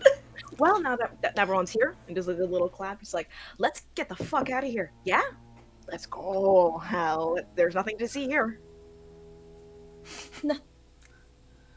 Can I make a perception check? Yeah, go ahead. Yeah, but I just said Nothing to it. see here. It's you barreling through the woods. They sounded so sus. And Tori's like, hmm. No, Vilran literally just wants to leave. This is a lot of responsibility. 17. All right. Looking around, it seems fairly clear why Vilran wants to get out of here so fast. Apparently the place was like under attack last night. People are evacuating. There's Guards here. yeah, this place is being cleared out. One thing you do note though, they reference like apparently a crack in the sky. You glance up, and at first you don't really see anything. And then you see what you thought was maybe like the dark edge of a cloud above, but as the clouds are moving and drifting past, you realize, oh no, that is just a straight up crack up there. It doesn't seem to be like, it's not like a crack in a cloud. It's not like there's some sort of dome up above that this is a crack in. It looks like, maybe if you even went above this, it would be a crack from that direction as well. It is just a fully three-dimensional crack in the visual reality. Can you see anything from the ground or not really? Not really. Right now it seems to have maybe thinned, kind of pressed and close together, which is why it was hard to see it. But the visuals of it do kind of remind you of, I don't know, 60 years ago, and how it looked before your village was crashed into. Okay. The, kind of spiderweb cracks in midair and that kind of thing. Yeah. So you could probably make some sort of guess that this is maybe another plane bleeding through in this spot. Okay. Which isn't horribly abnormal, but it's not normal either. No. Okay.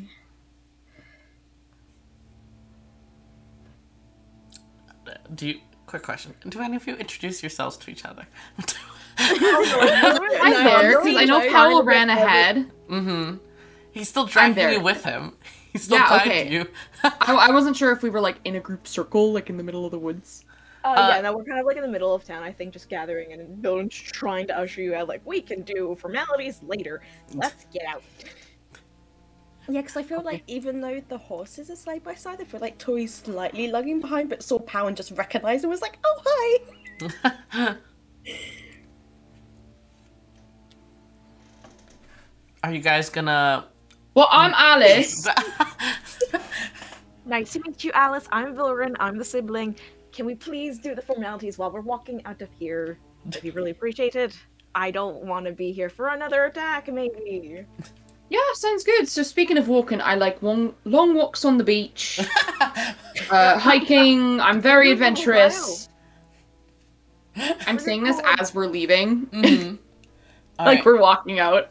As you guys start walking, Toure, with that previous perception check, you kind of glance up, and you kind of stop for a second, because you're pretty sure that crack had been thinner a couple seconds ago. And you watch it a little longer, and you realize it is slowly opening, very quietly, and nobody else seems to have noticed at this moment. Yeah, my passive perception can't see shit. Yeah, I think we should. Yeah, I agree with this sibling. We need to go. Vilran. Yeah, Vilran. Okay, we need to go. Ooh. Excuse me? I rolled the dice. Hold on. I heard. Sweet. Hey, Alice, can you make me a dexterity saving throw?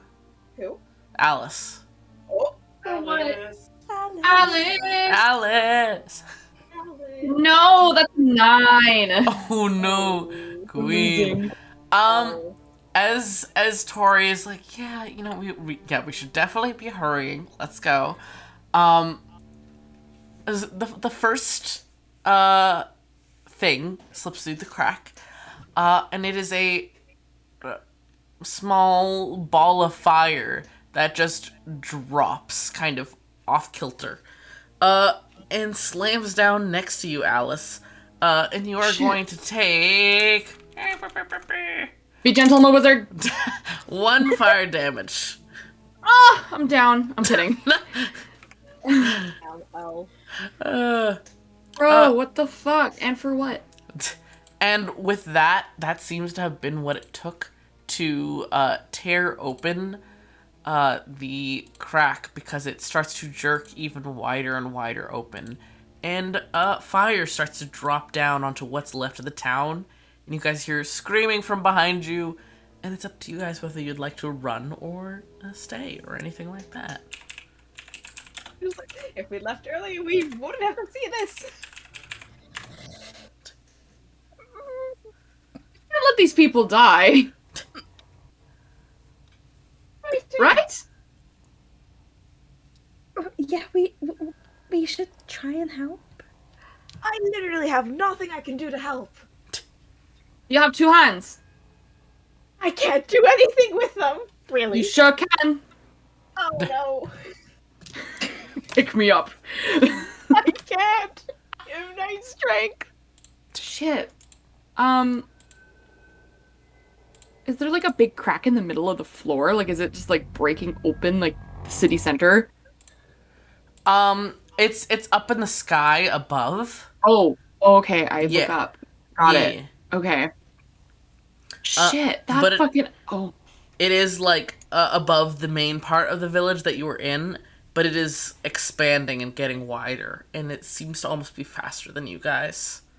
you know what, Vilran? I think you're right. Okay, but One. okay. So Tory and Erland are on horses, right? Yes. Are there still people about? There are some people. There's some villagers who have been seeming to like pack up their stuff and load it onto wagons. But they're by the soldiers who seem to be gearing up to protect them. They're like, So they're. So you would say they're all grouped up? yes. Oh god, Tori's gonna cast fireball. I'm gonna cast fireball. No, no, Do it. no. I Savage. honestly, I just want to get the horse into a gallop and run straight up to the soldier. It's like, you belongings, you need to go.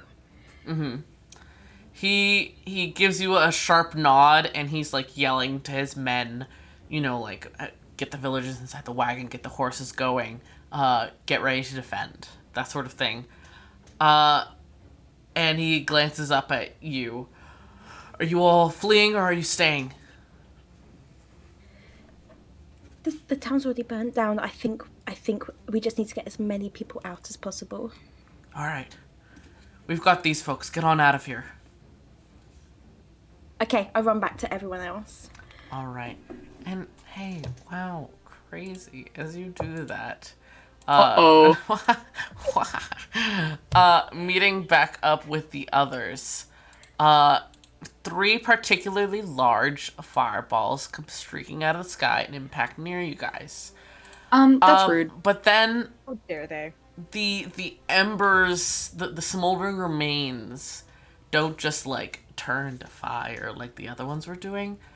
They stand up. And you guys see these little, terrible little magma imps called magmins. Magnets? Magmins. Oh my god, they're terrifying. Terrible little men. Oh no. My combat music isn't sounding very combat-y. What is going on? Damn. Oh well. Oliver, very quickly, how does create or destroy water work?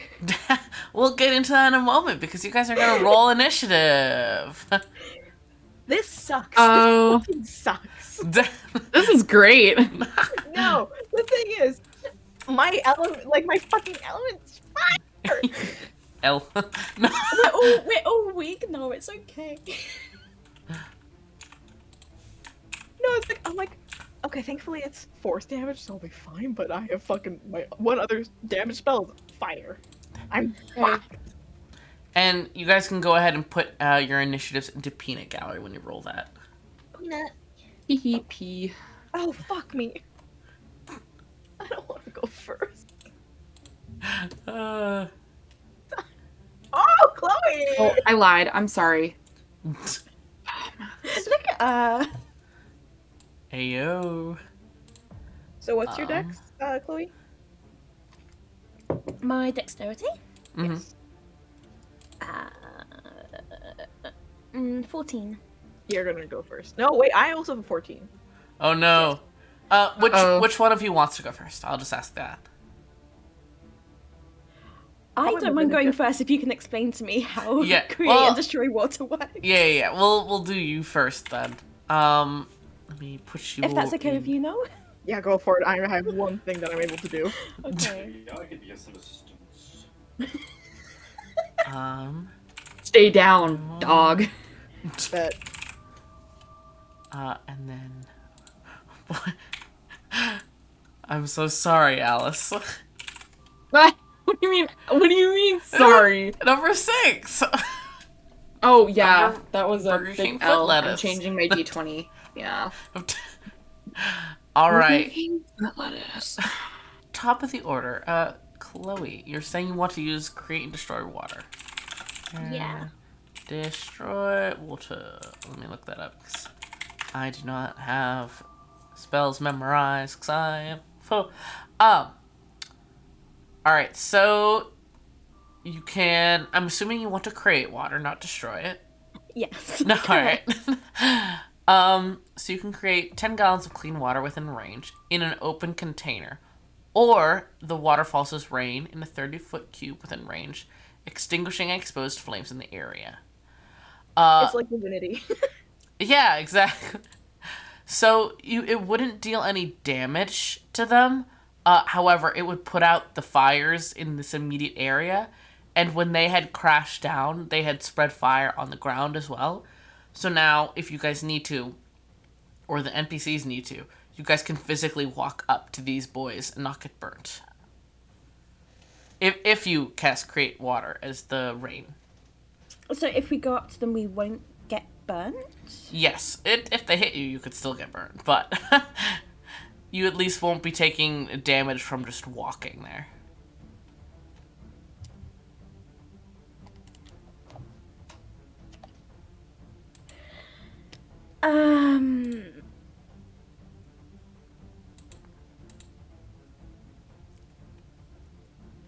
Fuck, I don't know. Here, let me...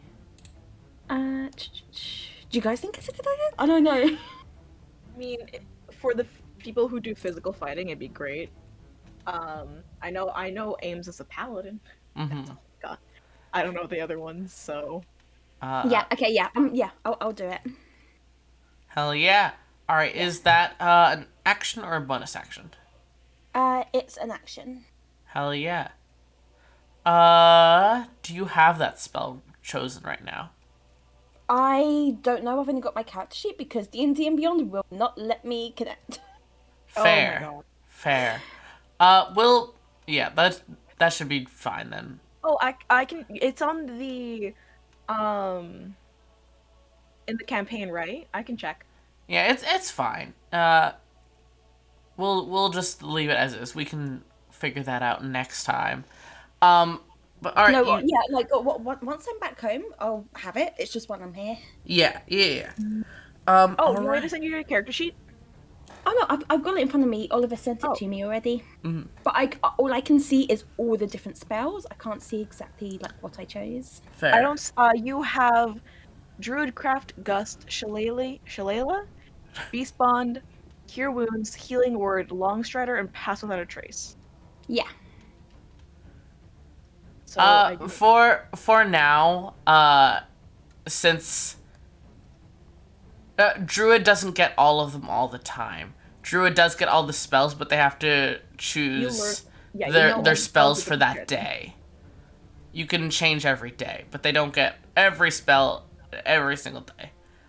But I'll say for right now, just because it's a bit of a weird situation, and also this is your first time playing. Yeah.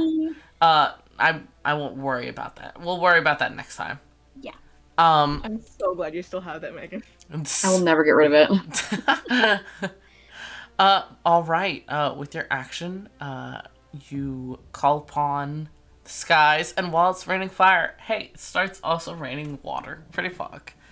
And it extinguishes all the fire in the area, and you hear the sizzle of it hitting the magments. Is there anything you'd like to do with your bonus action? Movement. Oh, yeah, or movement, but that's up to you. No, I'll probably stay where I am. I think I'll just leave it at that for now. Hell yeah. All right. Then that brings us to Vilran. Fuck. I'm not like engaged with any of them, right? No, they're all Cool. 10 feet away right now. Great, I'm gonna back the fuck up some Wow. 40 feet away from them. There's one near each of you. Crazy. Oh no, not anymore. I back up. Hell yeah. All right. You back on up You'll 40 feet. never guess what I'm gonna cast. Wow. Chalet. Eldritch Blast. 9 minutes. 9? Yeah. Oh, I hope that was me. Damn. So yeah, I roll a d20. Yee. 12? That does hit. Oh. Yo.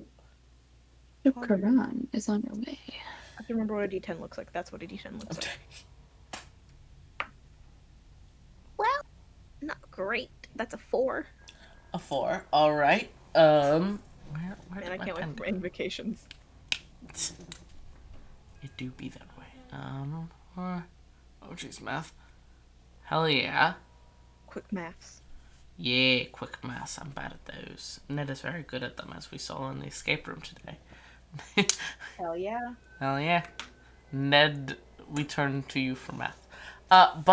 Alright. You give a blast, funnily enough, of fire. And it doesn't do fire damage, thankfully. But it blasts this little magman who gives a like, eh! Is there anything else you would like to do with your turn, Vilran? I don't have anything else to do. Level 1. Fair enough. Level 1. What? Crazy. Alright. I hope we level up after this. Fuck. It's now some of the NPCs that are gonna do some stuff now. Alright, Erlen's gonna go first. Yes. Yeah. My king.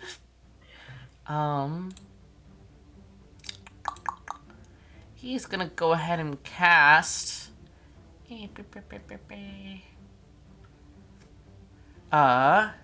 What's the range on that? Pog. He is going to. Yeah, you can make food. Just make sure you can maybe hear us. Put us on your phone or something, just so you can hear if it's your turn or something. Yeah. But Erlen's gonna back up a bit and point at the ground in front of these three motherfuckers, and casts Mold Earth and turns the ground in front of them to difficult terrain to try and discourage them from following after you guys. Just a group of casters and one physical fighter. You know how it'd be. Yay. We love this. Truly. And hey, that's all he can do right now. So Powell is, wow, crazy. Also gonna take a few steps back. Let me make sure. Alright. And he is going to point at the motherfucker that is closest to Alice, and is going to cast Hunter's Mark on it. Yes. He does like the sticking out the tongue and using the thumb to make sure he's aiming right. And then he's gonna pull out his crossbow and give it a little shot. Oh my god, I'm gonna cry. Wow, not natural 20. And sorry, which one is this? Who's doing this? Who's saving me? Powell. Oh! My boy! He's on that rope and he wants to help you out. He's still holding it. Yeah. Of course, he tucked it into his belt loop. Nice. So that's 9, and let me add the Hunter's Mark damage. Alright, he does 11 damage. Crazy. Wow. I'm gonna make this, this is, let me just make sure. B, A.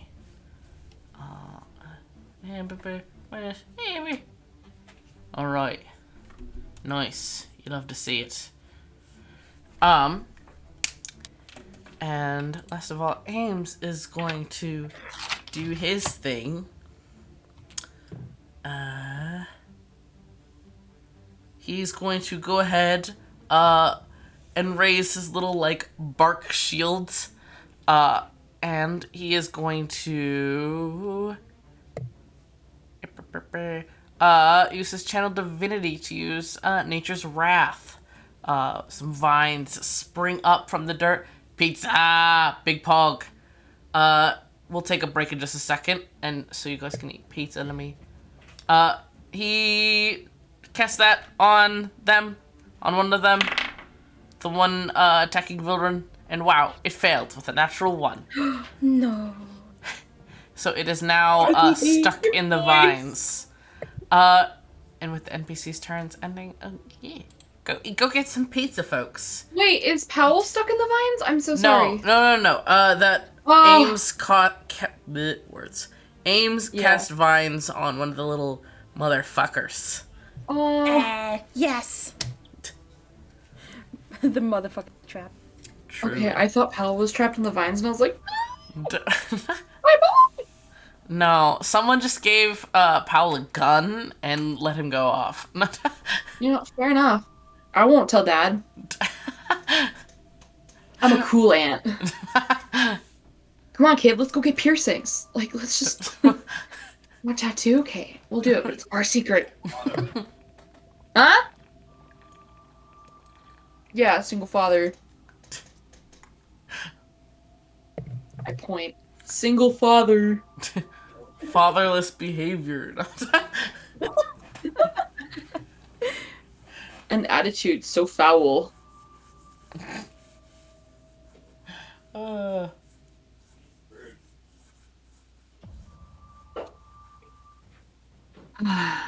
Pizza.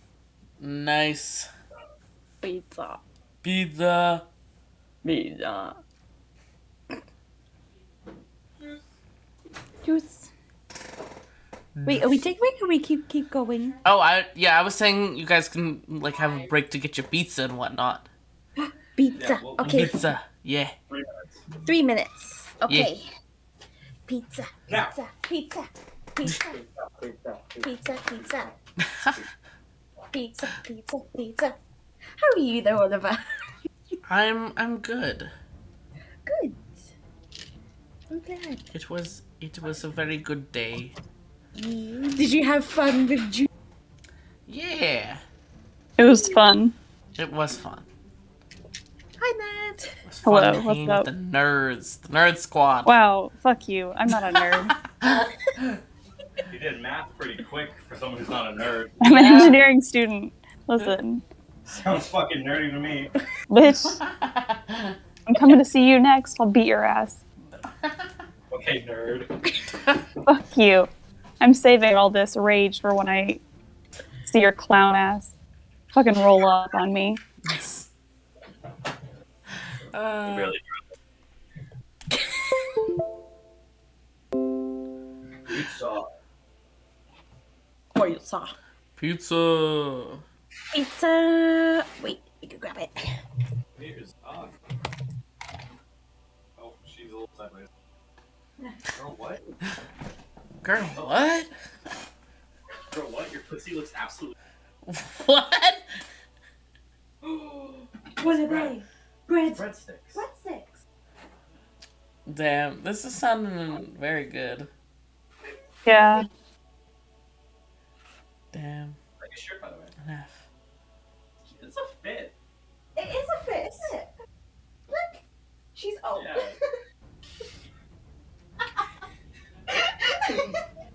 She's elderly. She's elderly. Imagine being elderly. Damn, could it be me? Can't relate. You're literally a baby. Who's a baby? You? You? Yeah, you're a baby. Yeah. Like some kind of child. Oh. I don't want that.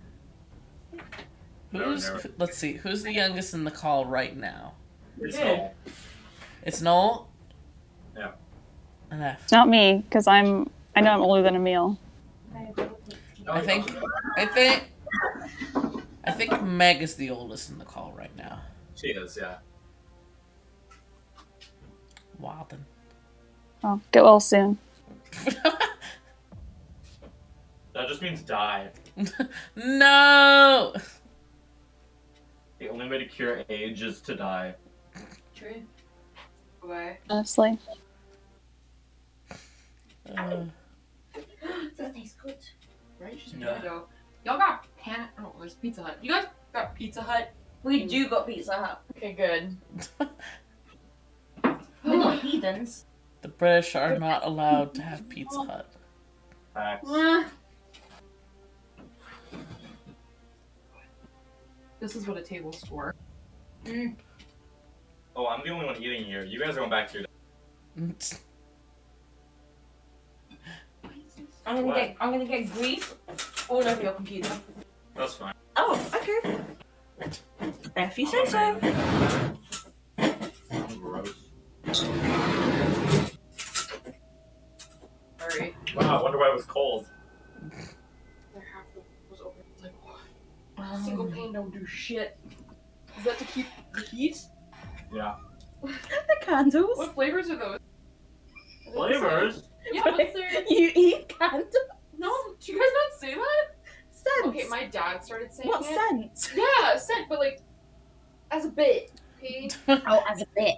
Marshmallow fireside. Good cover up. Lumberjack. Yeah. If you say it's for a bit, you can get away with anything. Exactly. It's just a joke. Haha. It's a little goof. You know how it is. No. Enjoying yourself, Clay? Wow, I can order Hooters? That's crazy. I don't think I'd want that. What, Ned? You don't want Hooters? Damn. No, I think I'm Kind of good. misogynistic of you. It's a misogynistic of me not to want Hooters at 10:30 p.m. That's crazy. Listen, ordering DoorDash Hooters is the best way to be a feminist. Because you're still supporting them. Listen, You know what? Prove me I went to wrong. Hooters when I was a kid. Mm-hmm. I've never been to Hooters. I was so nervous. I was blushing the whole time. This is not the time I would go to Hooters even. Wait, you don't want to go to Hooters mid-pandemic? Damn. I don't want to go to Hooters at any time, I think. Crazy. Do we have people back now? Big pull. Yeah. Okay. Wow, would you look at that? It's time for the little magmans to hit you guys. Oh, fun.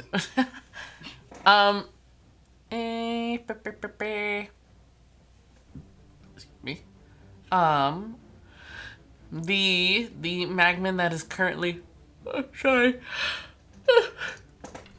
The magman that is trapped in the vines by Ames right now cannot do much beyond wiggle and try to get out and make it safe. Wow. Rolled a 2. Sorry, King. You're Nice. staying there. That's the first magman. The second magman, the one that is looking at Toure, is gonna go a bit closer to try and hit her. So afraid. I'm scared. It's okay, Queen. It's okay. No, just my face went and I looked at Emma at the same time.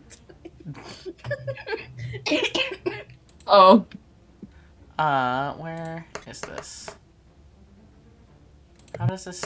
Why isn't this? Oh, there we go. Wow. Oh my god. Hey, Tori. Tori, dearest, my love, my darling. She's coughing. Oh, I'm so sorry. Sorry to interrupt. You're good now. Okay. If you die in real life, you die in the game. Hey. Yeah. Yeah, I hate. No. I hate to ask. What's your AC? Let me double check, but I know what it is. Hey, you never know. Yeah, 13. Wow, crazy. Imagine if an 18 beat that. That'd be crazy. Damn, really? Great, I'm all cured. I'm just Well, I gonna. hope you have a backup character. Hey, Can we double check the math with Ned? Yes. What? Ned, can you double check my my character sheet? What are you trying to do? Do you want me to just have your character pulled up? oh, you're so robot, Ned. I'm so sorry. God, Ned the robot. Wi-Fi. Hold Dead on. bot. Shoshin now Warforged.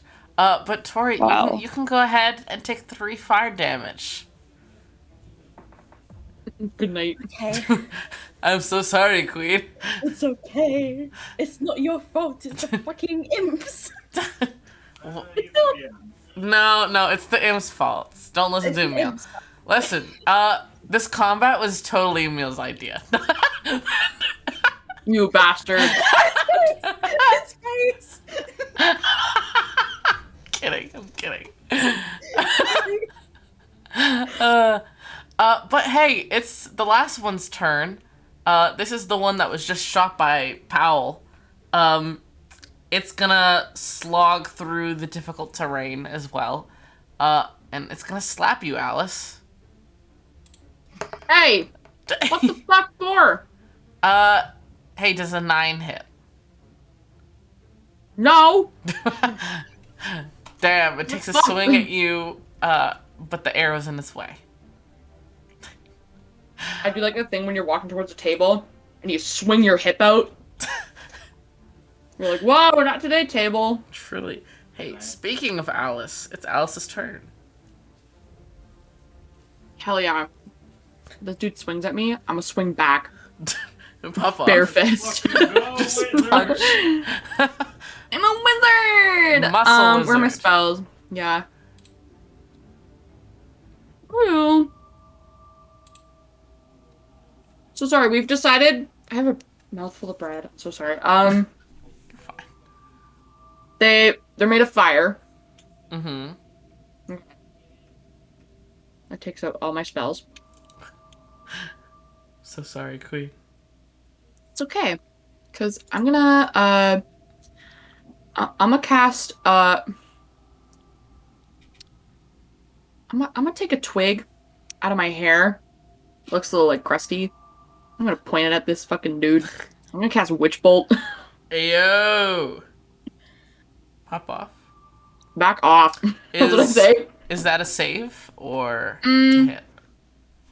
No, I have to hit. Okay. I'm gonna roll that on D&D Beyond. Ayo. Okay, 21. Yeah, that hits. Shockingly. Okay, oh. And that's a D12 of 1D12. Ayo. Oh. And that is a 12. Big epic. Alright. How do you kill this Magman? Yay! Ayo! Don't worry, guys. I'm the best.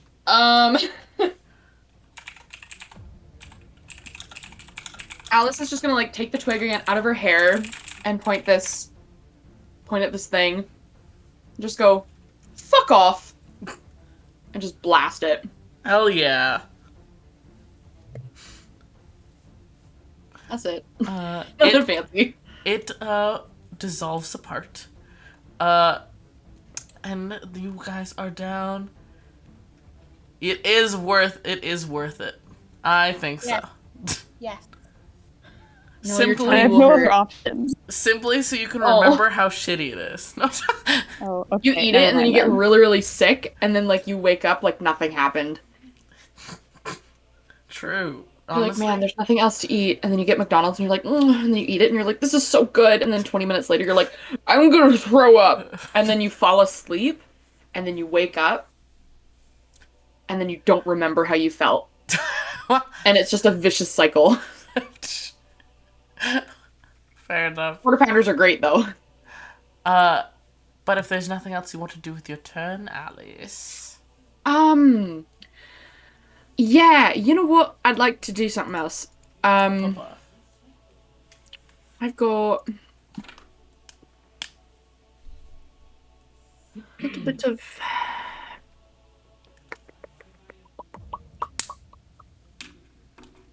Sorry, I'm deciding. I'm going to move, maybe?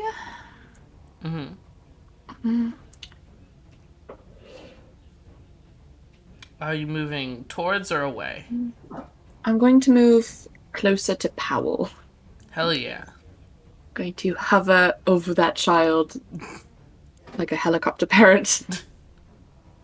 Of Because course. if this boy gets hurt, I'm in trouble. What? Crazy. And then I'll have shield ready. Hell yeah. I say that with flavor, just in case I can't, like, ready. You know what I mean? Yeah, yeah. Flavor. In that case, Tori, it's your turn. Wait. Okay. Shillelagh. Shillelagh.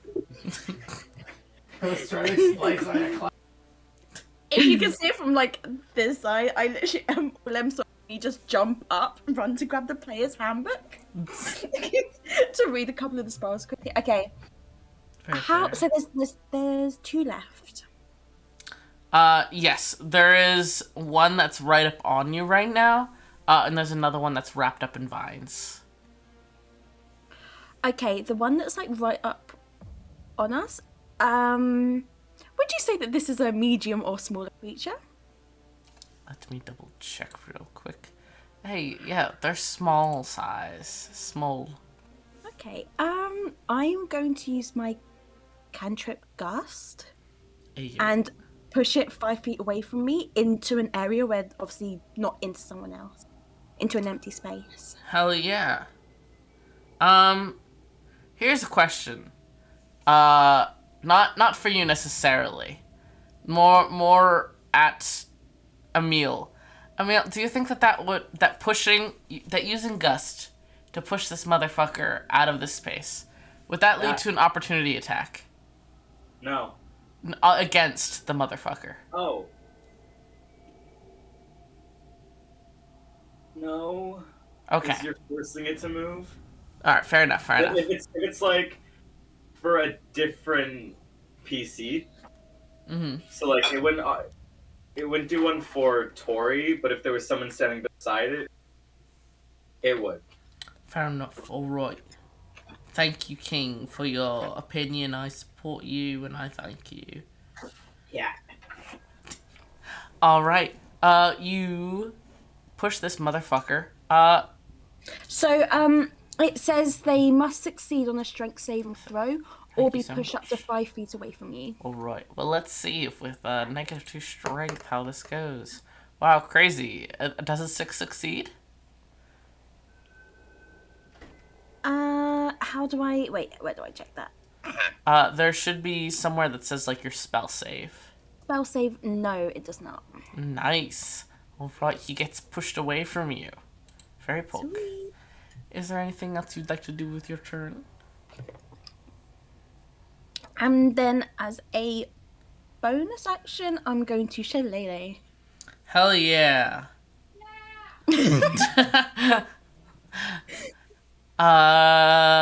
Listen, it's been a while. Shillelagh, you cast on a weapon, right? Yeah. Yes. Yeah. Hell yeah. So I use my wisdom instead of strength. You love to hear it. You got a spear that's really good at hitting shit. Yeah. All right, and that's your turn. Vilran, it's your turn.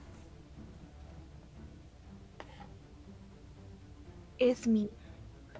I have one thing to do, and that is Eldritch Blast. Ayo, pop off.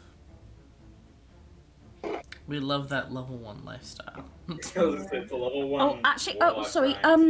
Oliver, it says Shillelagh can only be done onto like a quarterstaff, but I don't know if I can just do it on the spear anyway. I'll allow it on the spear for now. We'll get you a stick for next time. Okay. Yeah. Sorry. No, you're fine. Good, you're good. Look at this baby. That is a 14. Hell yeah. That does hit. Poggers. That is a D8. Where did my D10 go? I will suffer every single fucking time. 7 damage. The one that I hit is still up, right? Yes. Cool. I'm gonna go for that one. Might as well. Keep it consistent. Alright. And you said 7 damage? Yeah, I don't have any invocations yet, sadly. Alright. It is looking very rough. like it say, has 1 to 3 hit points left. Are you fucking kidding me? I flip it off for psychic damage. Sadly, it does not work because it is not intelligent enough to understand. God damn it. But Ames gives you a thumbs up. Hell yeah. He likes the energy. Is that your whole turn? That is my turn. Hell yeah. Alright, for the NPCs.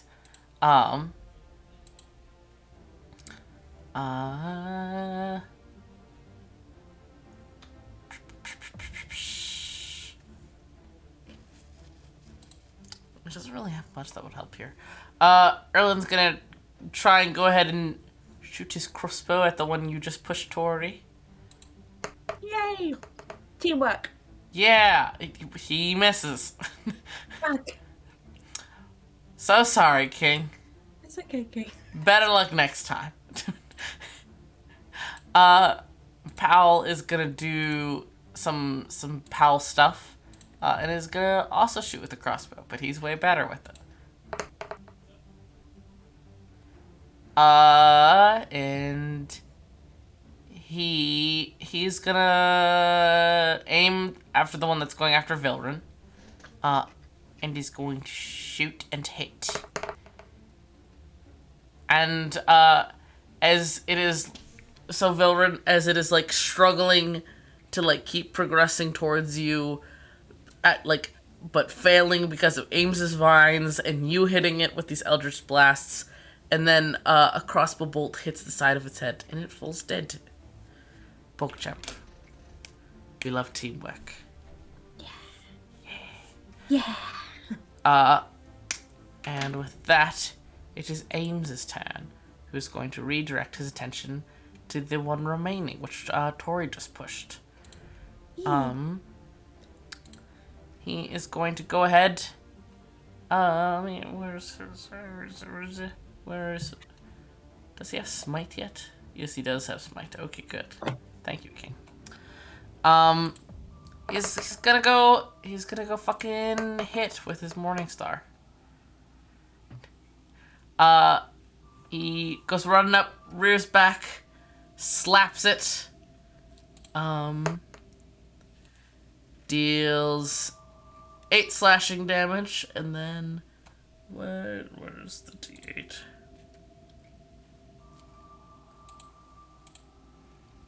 Roll.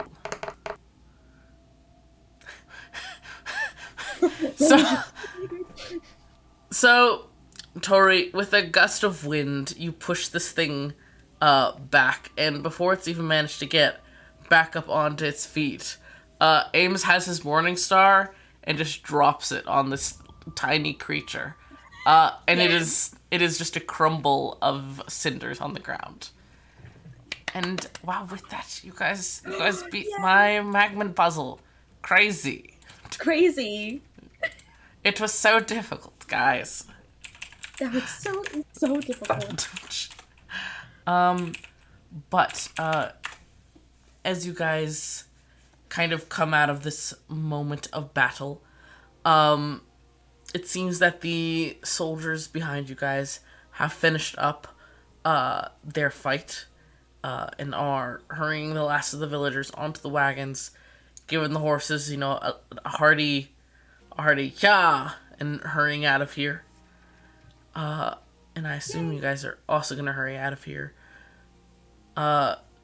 Because technically fire is still raining down. Are you guys gonna start to hurry out?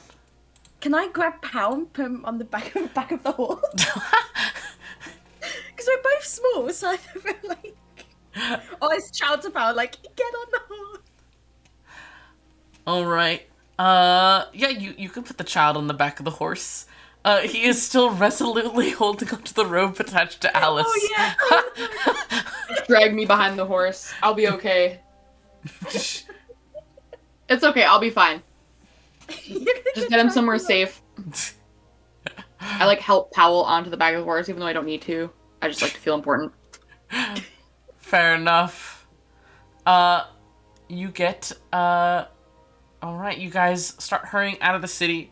As you go, Vilran, you kind of cast one last look back at Hildegrant. And you see Undertake kind of watching you guys leave. And he's like waving as he's like seemingly packing up his stuff to go. And right before you're out of sight, Vilran, you see up on his roof a little white cat sitting there just staring at you guys. Villan just immediately just like wildly pointing at the top of the roof, just like fucking like look, turn around, look, like doing like a whole like fucking like charades. And I'm like, turn around and look. Undertake just is like, oh yeah, bye to you too. Villan just how far are we away from him? You guys are still like within shouting distance. Okay, cool. Snowflakes on the roof. He like startles a bit and like takes a few steps to look up, and you distantly hear him go, "Snowflake again!" And he runs inside, presumably to try and get up onto the roof. Oh, this poor bastard. You know how Kess be. Yeah. They can perfectly get down fine, but will they? No. True. But you guys are on your way. It's 4 days travel to Hildegrant. Do you guys have any conversations on the way, or? Tori's just hiding, like, slightly behind her, and still just... This is a lot of people. Vilran's fucking thriving. Vilran just like first like, Val! Wait, hi Val, I know it's been like what? Not even a week. Hi, how are you? I hope everything's well. Anything interesting happening? Oh! Hi! I got to see my aunt. And he pats Alice. Are we on the horse? I'll assume this is after you guys like slowed down and are going like regular pace now. Fair enough. Fucking Vilran just like pauses processing because like, hold on. If Powell's their niece and niece saw their aunt, is the aunt their sister? And like, who's your aunt? Alice, right here. Would I know anything about Alice? I think that's up to Emil if Esmond would have, did Esmond remember to mention Alice but forgot to mention Powell? Nope. So no, Alice. You've not heard of Alice before. Vilran's gonna squint at Alice like, are you my sibling then? And like half sibling? Step sibling? Oh god. I'm assuming I'll clue in that this is one of the... Sibling-in-law? I would know who you were. You are. Yeah.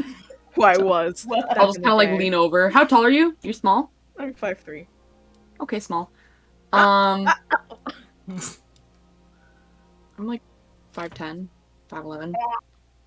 Alice is gonna like lean over. Yep. We're related.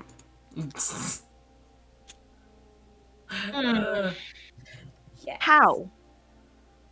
You didn't really exactly answer that, Well, if we really have to have the birds and the bees talk in front of all these people, I don't mind. As long as everyone here is fine with it. Wait, are you like my dad's actual kid?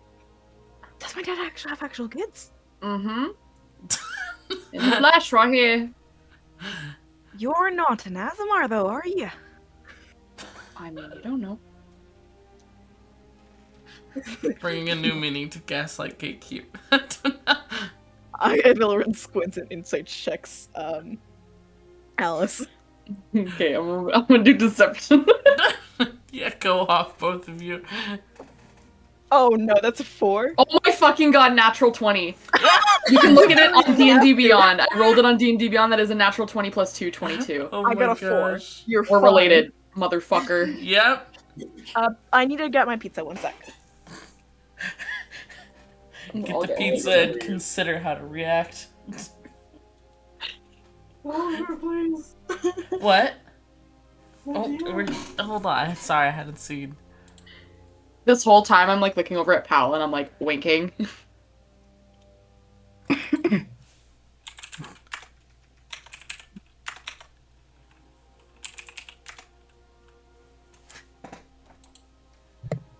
It'd be even more awkward when, like, Esmond's there and we, like, smack each other's asses. What? Siblings? Yeah, we've been siblings forever. You don't remember Alice being there?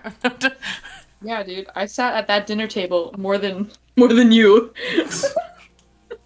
How can you not remember me? That's kind of rude.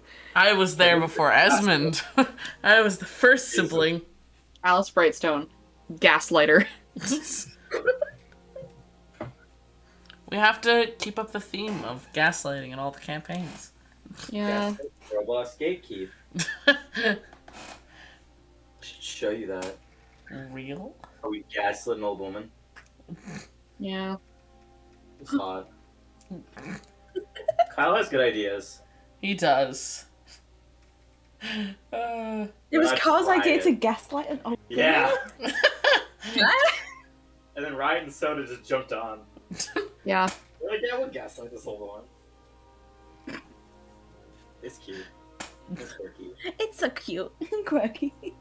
Little girly things gaslighting old women. Truly. Yeah, really. Just anything. Yeah, like, just daddy things. Yeah. Sorry. Listen. Yeah. Here. Hell yeah. Anyways, Vilran's getting gaslit. Blessed. Vilran's like gonna like stare like, alright then how old are you? I gotta like, are you older than me?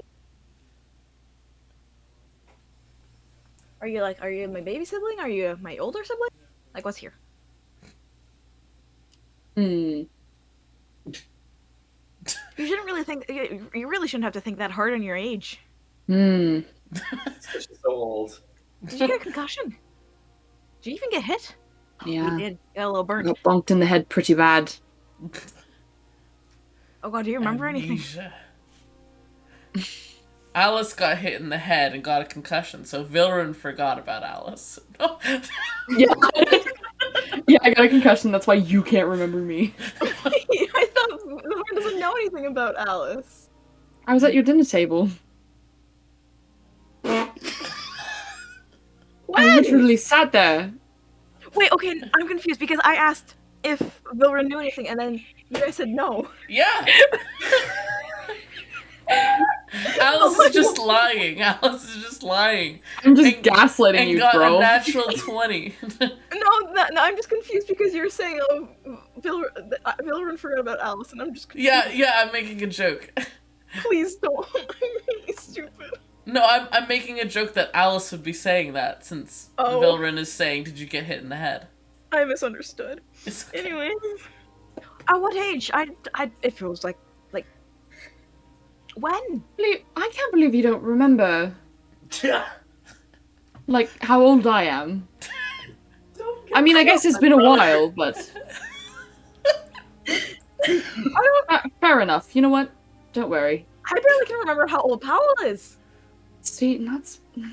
And Pal speaks up. You met me like a week and a half ago, so You expect me to remember your age? no, I'm saying it makes sense that you don't remember my age. Yeah, but I've never seen this fucking woman in my life. How am I supposed to remember her age? What? I've known her for years. You. It's Powell. Everyone points, they gaslight. I'm just gonna look at Amy just like, help. Anyways, it's been a while since I've seen Esmond. Can't wait to give him a big old kiss. Okay, you're not my dad's actual child. You're just married, apparently, or dating, or something of the sort. Dating who? Your dad? Wouldn't that make Wait. me your mother? No, I said you're not my dad's kid. Please, I really hope You said you're not something about my dad's marriage. Kid. So now I'm curious. What? What's he look like again? No. Wait, hold on. If you remember me, then why don't you remember my dad? Daddy issues. I don't know what that is. I'll tell you about it on the trip. We're on the trip. I'm fucking with you. I'm not related to you. Then why would you say that you were on? It's big too. You guys. But why the fuck are you? Then why? What? Why are you his aunt? Found family. Mind your business. Mind your business. I'm marching ahead.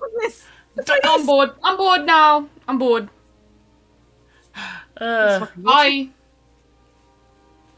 I march forward. All right. You guys continue on with your trip. In our favorite rocket ship. At one point, Powell does tell you, Alice, and probably essentially the rest of the group, since you guys are there, that he's like a bit worried since Esmond was supposed to have like a deal with one of the quote unquote one of the only barkeep in Hildegrant to send food supplies to the settlement while it was being built. So that will be a problem if it's not there anymore. It's alright. And he also We're waving at. What? Are you talking about the barkeep that we're waving at? Yeah, Mr. Atsa. His husband taught me how to be a ranger. Oh wow. Yeah. It's just closer than I thought. He's still staying at the inn. He's waiting for his husband. He should be back by now. He left before me and Alice. He said that they'll be coming around today? Tomorrow? Soon. In like the next 24 hours or something of the sort. Okay. Maybe got held up. Maybe they're not allowing people back into the village. Who fucking knows? Interesting. Okay. We'll eat grass. Yeah. Pal just nodding along with anything people say. It's okay, guys. They have rations. The food. We'll be fine. Yeah. All right, you guys. Anything we can use your ranger skills and live off the land. Truly. You guys travel for look at that, 4 days. And towards the end, like the middle of the 4th day, Pal like kind of perks up and tells you all that he recognizes where you guys are. Starts to walk faster. And eventually you guys emerge from the woods. You start to see, some like clear marks of chopped down trees. Start to see wagon tracks, horse tracks, sheep. And then you guys come out of the woods to a clearing that has like a raised hill on it. And on top of the hill, a bunch of wagons are pulled into a circle. There's people milling about, doing this and that. Some doing work, some just living their life. You know how it be. And Powell immediately starts like hurrying in to this area. It doesn't seem like much has been set up yet. Probably most has just been like getting things to this location. But he hurries right over to a very tall Leonin woman who sees him coming and gives like a deep-chested laugh and scoops him up and spins him around. Oh, I could throw up. It's so cute. She sits him down and gives you all a wave. Hello.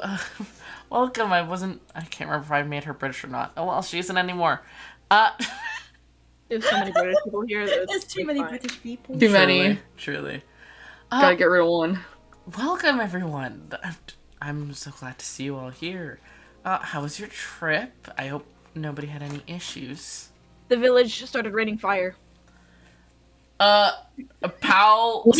Lay it out. Powell slaps a head to his forehead, and you see, like, wow, innocent people that Esmond is supposed to be protecting just look at you and start to look scared. Shit. Oh, for fuck's sakes. Freak out the NPCs, PogChamp. It's a joke! It's a story that we heard. It was great. A joke! Spooky story. Hundreds of people died. Lol. No, it wasn't hundreds. It was like 4 people that died. 4! And to be fair, I just said that it's raining fire. It's fine. 4! As you're trying to be like, oh, ha ha ha, it was a joke, guys. Somebody is approaching that group. Wowsy. Sir, King, Mr. Klausy. Uh-oh. Oh, the host of the party. Do you want me to shimmy out? Do you want me to shimmy up? I can't really. Hold on. Little squeak. That's me trying to shimmy up. Mm-hmm. It's okay. Hey, Hello. Uh-oh. I'm just chilling. Oh. I can. Esmond says that in character. Hey, just chilling. Hey, just chilling. Saw, dude. Do you want to get your sheet up on here? Oh, that's good. Yeah, he shouldn't need a sheet unless you guys are here to assassinate him. You never know. Yeah, no, I'm okay. I pulled a knife. I pull out the gun. Good night. Oh, okay. Hey, hey. Uh, Oh, am I walking up? yeah, you're walking up, King. That's About hilarious. to talk to us. Your son is here. Some friends are here. Yeah. You know everyone here, literally. Okay, yeah. How's Powell look? No, Pal looks fine. Pal looks. Insight check. Pal Powell looks is no excited. narc. We're best Okay. friends. Cool. He looks hype. Cool. That means he was into some shit. Yeah. Oh no. Okay. Yeah. I just over to him and I walk over fairly quickly. Hi. I have a big smile plastered on my face and look very deliberate. But the people who don't know him are just like, just like a chill guy. But what did you do? What? Kind of energy. He doesn't actually say that. Mm-hmm. You thirsty?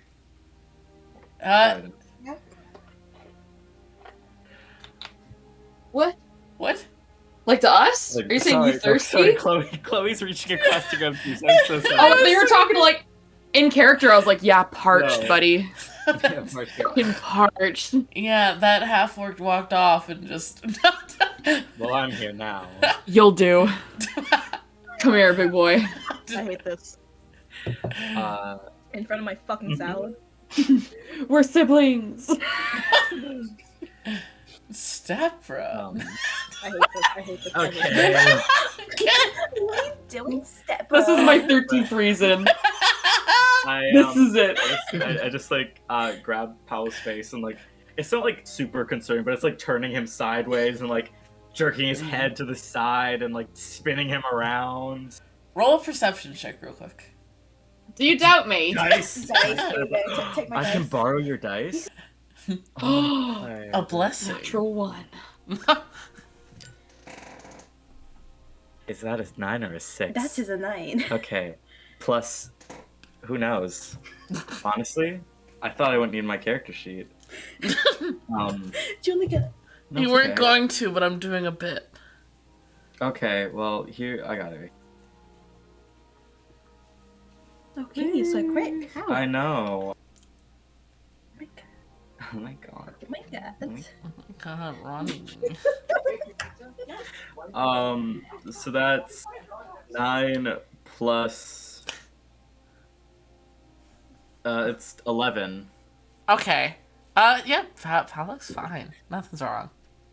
Okay. Hi, Dad. Great. Hi, how was your trip? It was fun. It was cool. I saw a baby deer.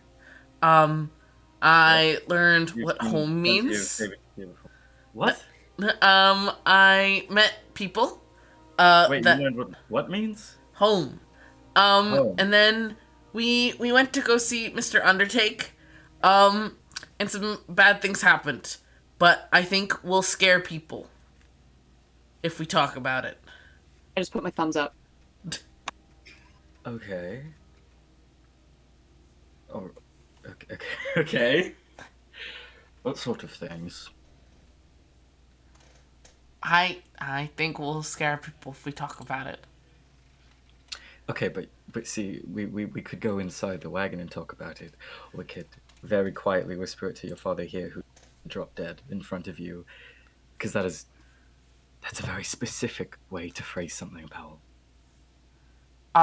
Yeah, I get down on my knees.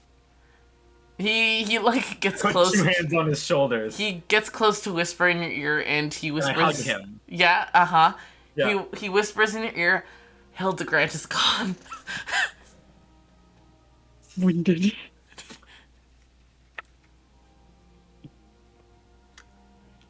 Glad you're back. I pat him on the back twice. Stand up and I push my hair back into my face.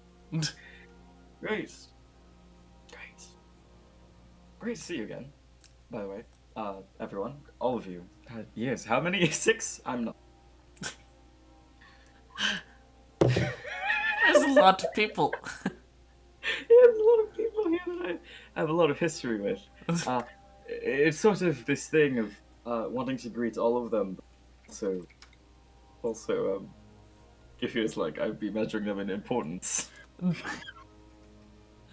I feel like when you said got a lot of history with, Tori's just there, still on top of her horse, arms crossed, like, I look at Victoria. like giving like the eyebrow. Yeah, I look at Victoria. Did you get taller? Got him. I'm quite happy up here. So not taller, just... Well, you can say hi to me first and get me out of the way. Alice. Esmond. Alice. We do that thing where we like start to lean. Oh my god, like the bros? Like those Yeah, bros do? like, They like stop, they're all quiet, and then they like lean in. Yeah. but then stop. Yeah. Not actually. That'd be so fucking That'd be funny. so fucking funny, but they wouldn't. We do that. Yeah, because we're bros. We're just bros. Um, I promise I didn't get your kid in any trouble. He's pretty good on his own. Do not insight check me.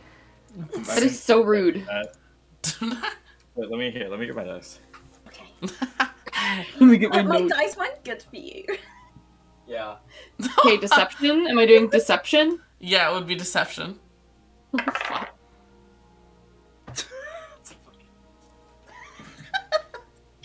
Ah! 18. Yeah, no, I believe her. I'm a filthy, stinky little liar. Truly. You just keep lying to the Klausies. I don't care. Fuck them. Alice the gaslighter. Yep. Alice Gaslight. That's my full name.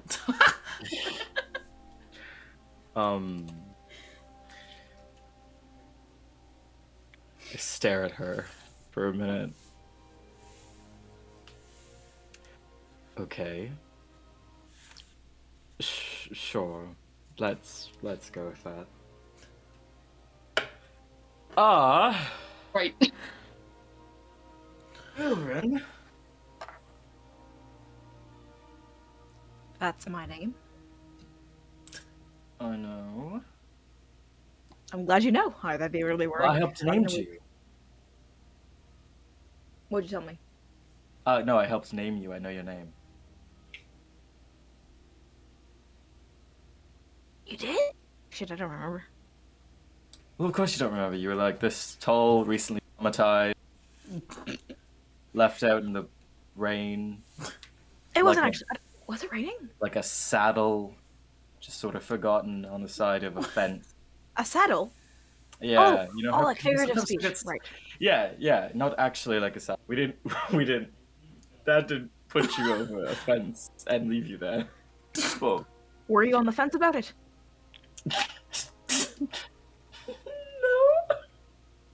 no. You had to say it twice. It seems you're a little unsure. Shut up. Vilran is squinting. Wow, I can't. 1 second. Check some notes I have very quickly. Wow. Yeah, it's crazy. How are you, Chloe? Chloe. No, because I'm looking at Chloe. Oh, fair. I'm good. Find those notes. Find them notes. Yeah? That's so crazy. Which ones are you looking for, King? I found them. Okay. Wait, I didn't read it. I try and take a peek. Okay, I remember my notes. Um, really glad that all of you managed to make the journey. I understand that some things entirely according to plan and off to account, given the situation that stands now. I would like to be briefed further on what happened. You know, things beyond your experience, but we can do so in a more comfortable and secluded location. If you would come with me, and we can all sort of kiss later. Weird. I look at Ireland. Oh! Tori just rolls her eyes. Like this again. Erland. Like, not like complete annoyance, but just like, oh, yeah, he's back. Erland kind of knocks elbows with you, Tori, and is studiously checking their nails. I don't know what you're talking about. Ooh, it's hot in this room. I'm leaving. You are outside. Bye. Smacks ass. Okay. But are you leading them back to your quote-unquote office to talk about what happened? Yeah, my little wagon. Temporary office. Temporary office. All right. And as you lead them to your little wagon, pop open the door so they can climb into your... To describe for you guys, it is literally just like a covered wagon, but there is like a front and a back built on to the cargo area. And inside there is just a table and like a bunch of papers and notes and stuff. And it has clearly been using as like a ramshackle office to make plans. Fair enough. Hee Travel office. The real first class experience. But as you guys climb in and start to describe what took place in Hildegard, that's where we'll end the session 0 for today. As they start describing it, Esmond's just like and like breathing. What do you mean that you guys got attacked? That was so good. Thank you so much. Oh, thank you. I had so much fun with you guys. Thank you so much for session 0. Yeah. I'm so excited to play game. Yeah. Game. I missed Alice so much. Thank you so much. Yeah, thank you guys. She's stinky. The gaslighter. Thank you guys. The true gaslighter. I am going to go lay down now. Because, Yeah, oh, wow, crazy. I work early, imagine.